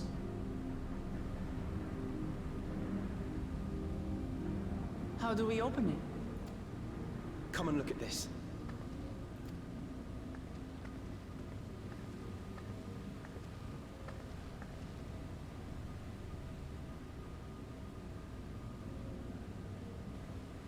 Your tablets might be a good fit, wouldn't you say?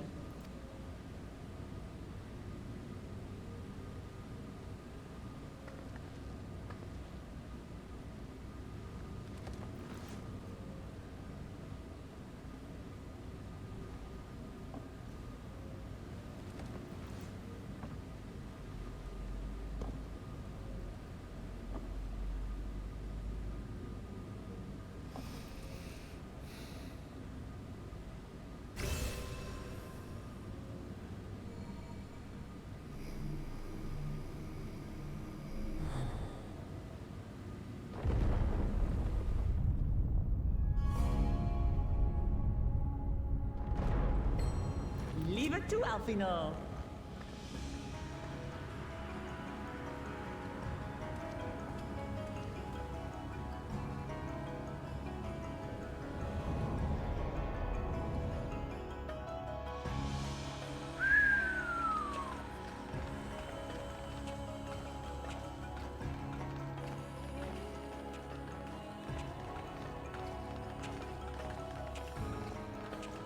Yeah, that's not elegant.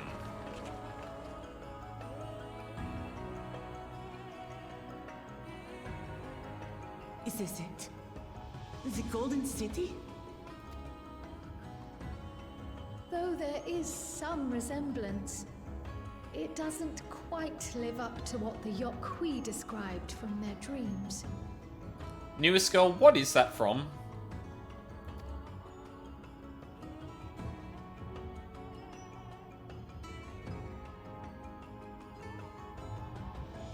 Okay.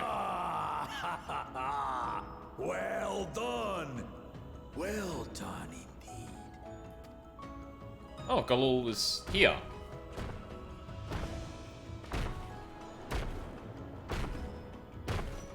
Hey.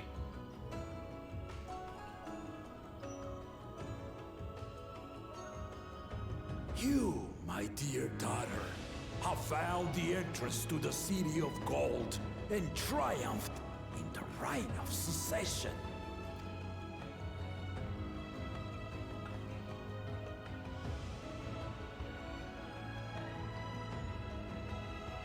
So we did it. My son showed up to cuddle and he's actually watching the stream. Hell yeah. Hi. We made it to the end. This is level 95, Wuklamat. I don't think this is the end. What in the living fuck is gonna happen now?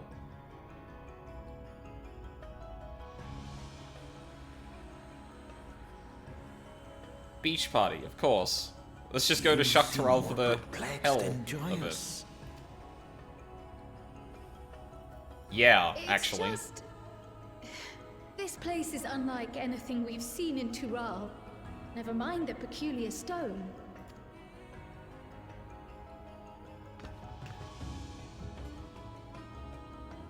So I am given to wonder, what exactly lies beyond that gate? Yeah, and why did you seal this place up? Nothing less than the Golden City of Legend, I assure you. The circumstance prevents us from opening the gate.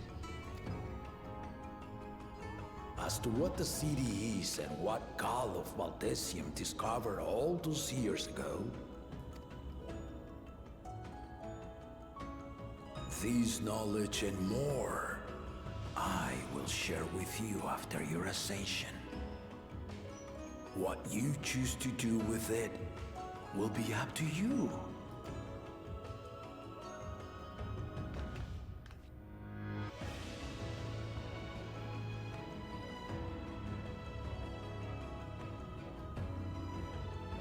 The Golden City is real.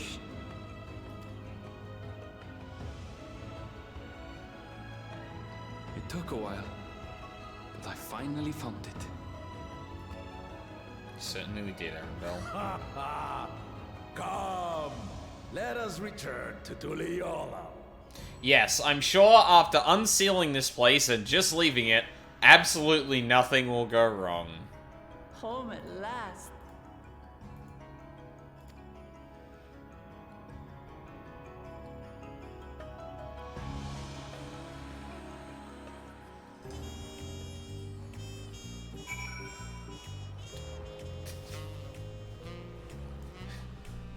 Huh? We're just... Okay. Well, we've done it. We've seen Wuklamat to victory in the right of succession. Like me, I expect you have no few questions about the Golden City, but they must wait until our claimant has settled into her new role. Even as we speak, she prepares for the Ascension ceremony back at the palace. I'm given to understand it will be held in a few days' time. In the meantime, let us all enjoy some well-deserved rest.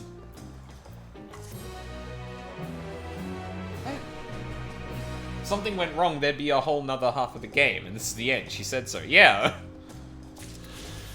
Yippee. Dawn of a new tomorrow.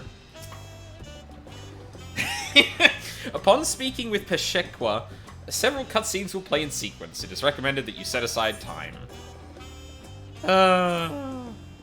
Welcome back. May I congratulate you on Wuklamat's victory in the right of succession. It is our great honor to host the comrades of our future Dawn Servant. Such a grand journey has doubtless left you fatigued. Please relax and enjoy your stay.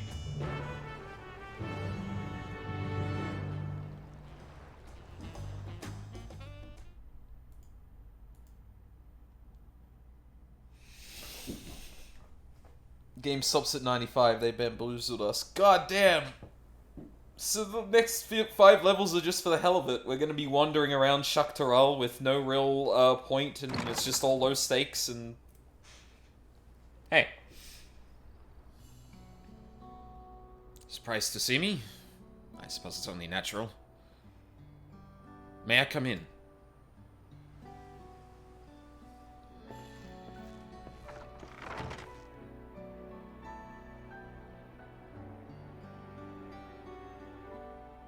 I haven't properly thanked you.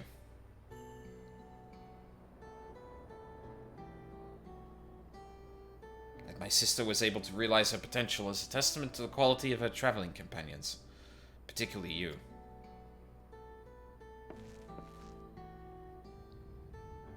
For that, you have my heartfelt gratitude.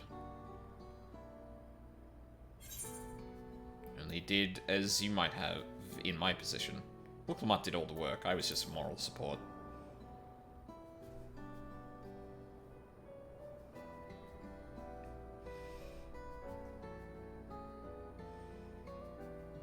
My primary business is calling is to deliver a message from Yamati. As you well know, after the Ascension ceremony, she will officially take up the mantle of Dawn Servant. She has expressed a desire for you to accept a post within her administration. Oh. While making no mention of me. Oh. Huh. You needn't decide immediately. My sister will broach the matter with you again after the ceremony. I can't really be tied down to nations at the moment. Whether you continue to assist Lamati or not is up to you. That is all. If you'll excuse me.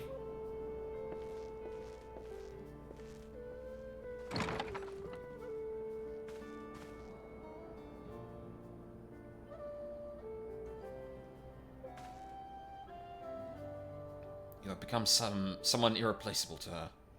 As a brother, I acknowledge that with no little jealousy.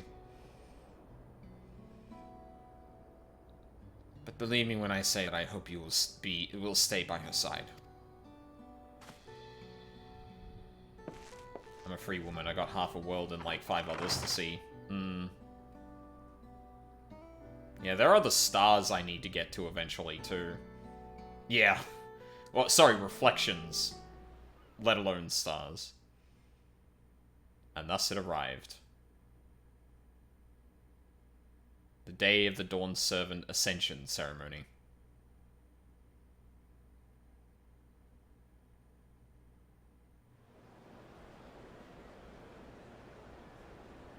Oh.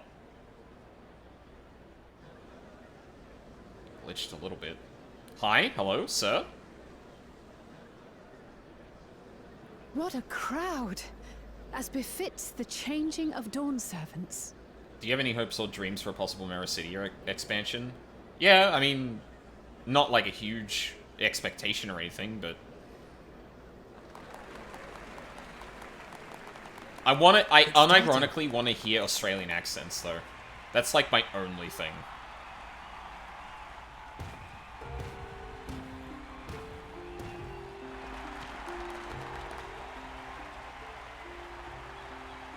The Dawn Servant! Look! He's here!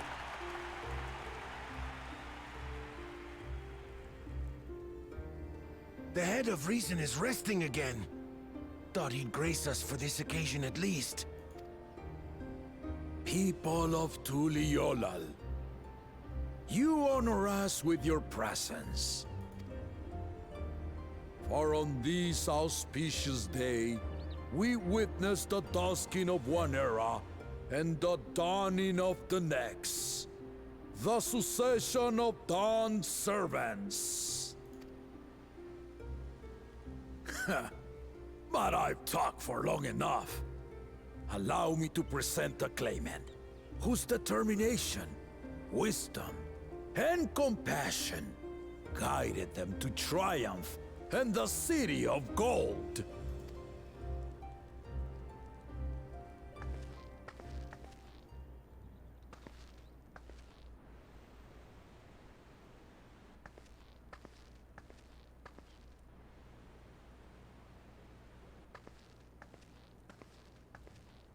my daughter, Wuk-Lamat. Yippee! Yeah, I was wondering what the crowd's reaction was going to be, honestly. Huzzah! Huzzah! Long live the Dawn Servant! But she's also been... Tuliyollal! She's also been all over the place and has a rep now, so... Ewok dance time. If this goes out on without a hitch, I would be very fucking surprised, but... Growing up in this city, I used to think I knew all there was to know about Tuliyollal. But my journey showed me how much I had yet to learn about the cultures, histories, and aspirations of this nation. Through the time-honored Ihana, the Hanuhanu taught me how they nourish and cultivate both the land and their bonds with visitors. And with their alpacas and tradecraft, the Pelu showed me the depths of their patience and fortitude, to know when to push through and when not to push your luck.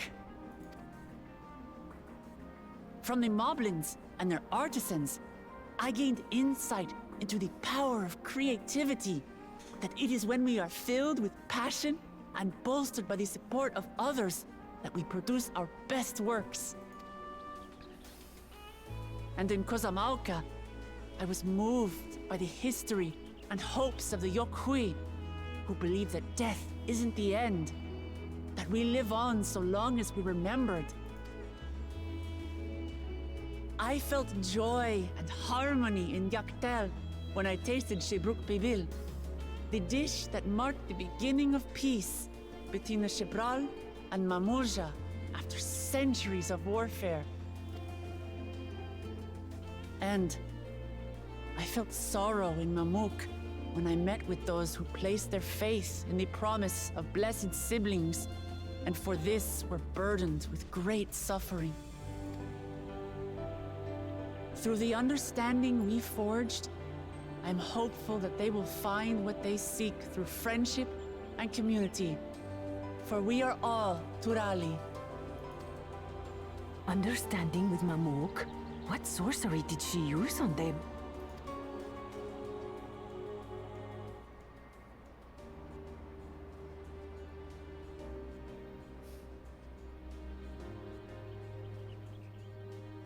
All of which is to say that, as I've come to know our nation, I've seen the ways in which we thrive, and the ways in which we still struggle.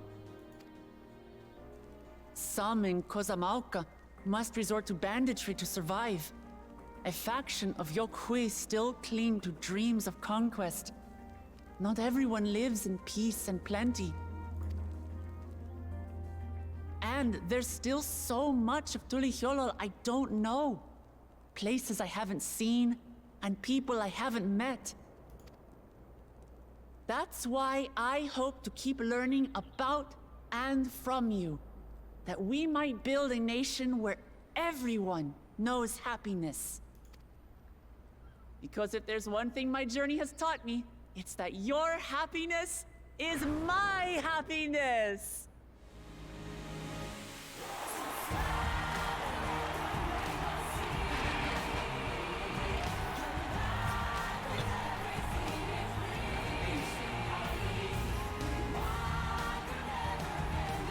Oh god, that's gonna be the final song. It's not gonna be the title music, it's gonna be this. But the Dawn Servant doesn't need to be a single person, does it? Huh?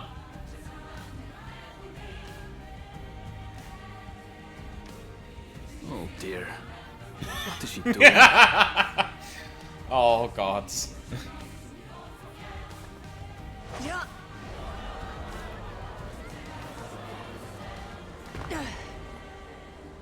God damn.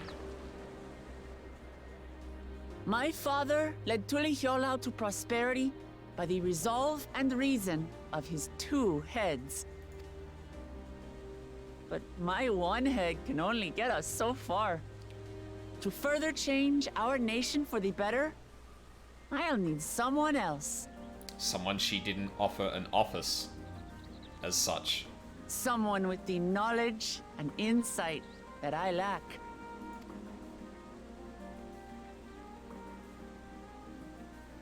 So what do you say? Be Dawn servant with me, Kona?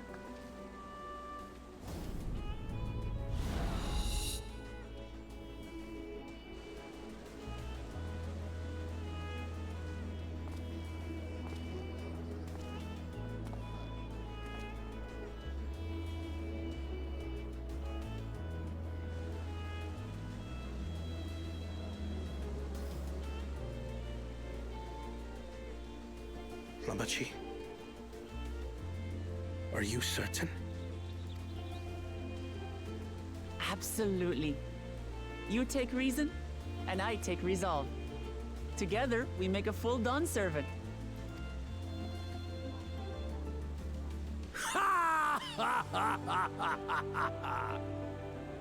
You'll have no objections from me, of course. But mine is not the approval you need.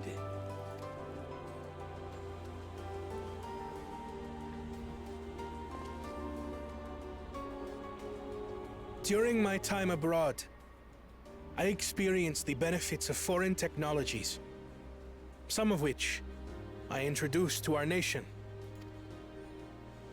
Dirigibles now soar the sky in the south, while locomotives traverse the land in the north.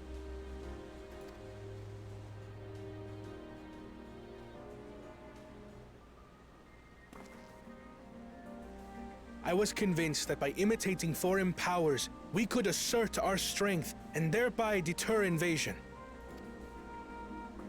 Yet despite my intentions, I failed to understand what I was too eager to cast aside, and the very people I wish to protect.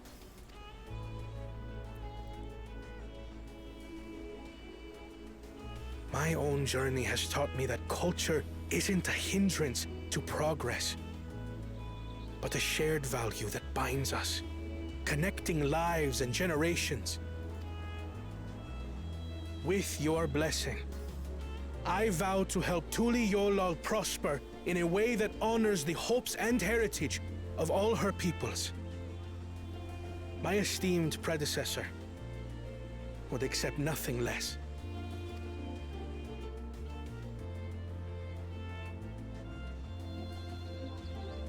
For ultimately, I harbor the same wish as my sister.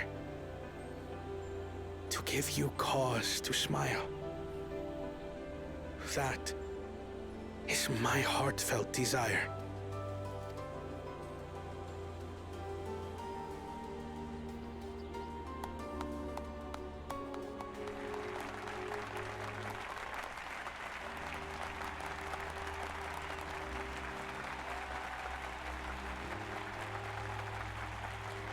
People from the north, I presume?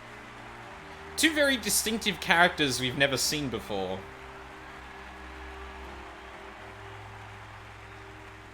We haven't seen the Makote tribe before, so...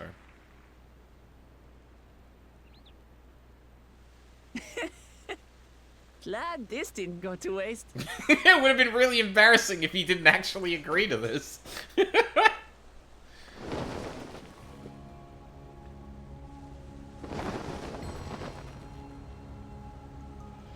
Hell yeah.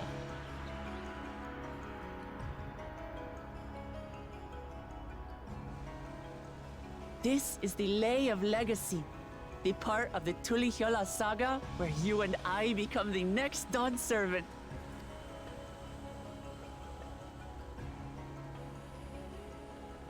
Good heavens! Don't tell me this is what kept you so busy ahead of the ceremony. Just so you know, I didn't decide this on a whim. After reflecting on all we've been through, I realized it was the only answer.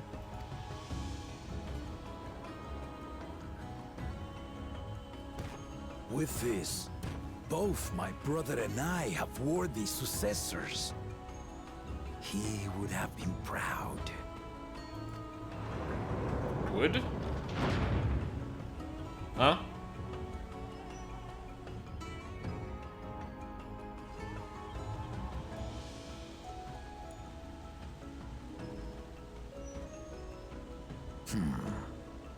Of course you knew.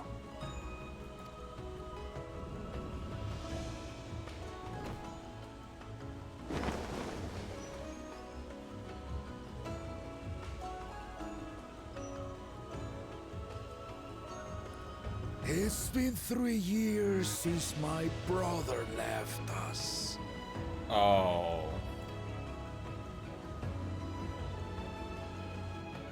It cannot be.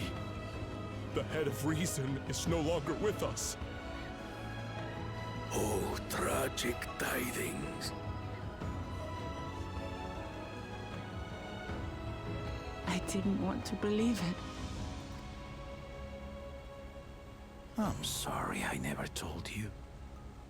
We wanted the people to rest easy until our successor could be chosen. Planning the right was my brother's final duty.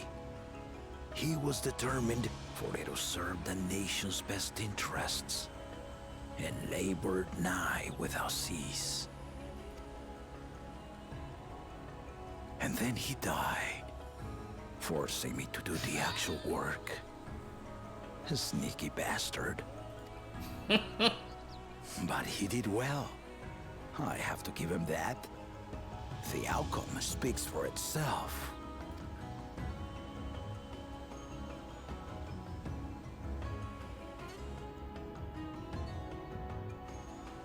Though not quite to the original script, your new Dawn servant rises. May they shine resplendent, and their rule bring light ever greater to Tuliolol.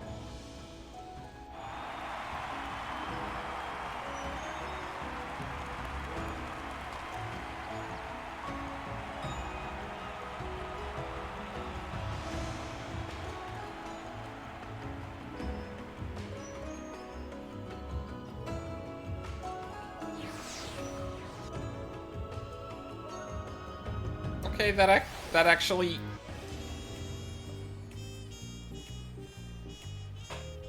That went off without...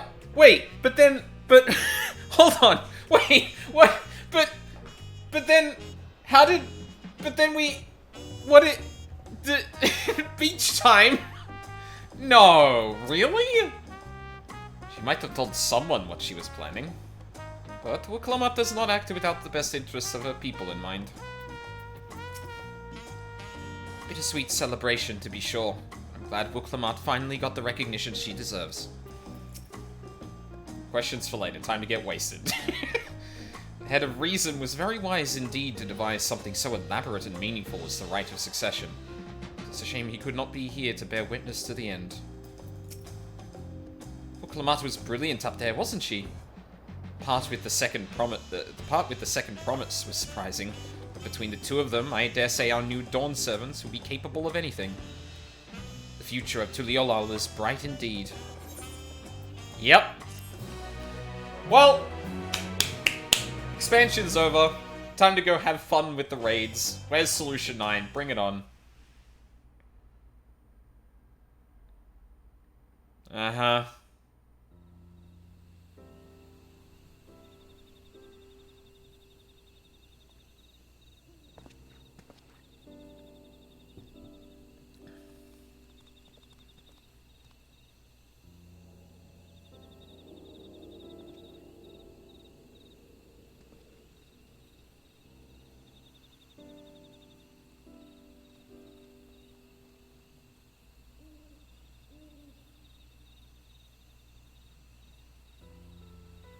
Changes in the air, and it's all because of our little firebrand.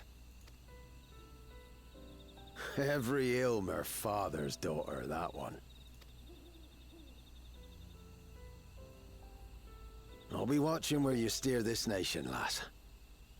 With what time I've got left. Okay, so he might actually be on his last legs. Because, yeah, he'd be catching on 100, which is, like, impressive for a Rogadin, per my understanding. Unless he gets murdered when he's walking down the street here.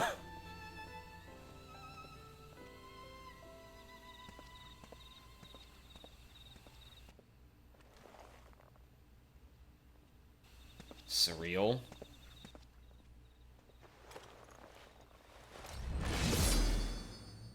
God damn it.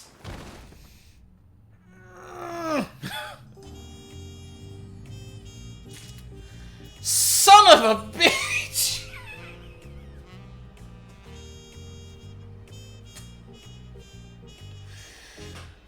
Ah!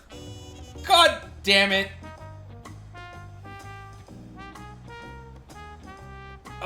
No, this is probably a good place to leave it for the break, I think. We'll take it would take it 5 minutes early. But, well, expansion's over.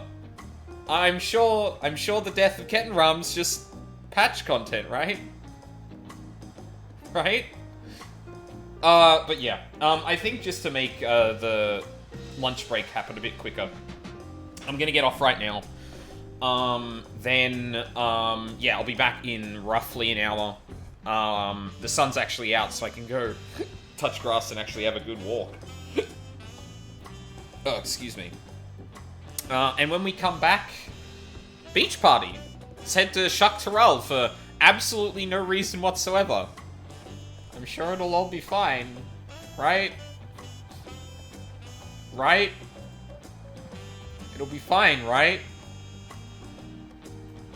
Right? Yeah, for sure. No, of course.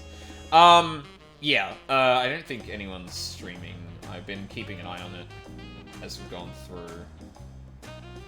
Yeah. No, I think we're good. Yeah, so, yeah. Gonna go quickly on my lunch break, and then in about an hour or so, I'll be back with more of this. So, until then, thank you very much for watching live or on the VODs. I really appreciate it. I hope you all have a lovely day, and see you soon.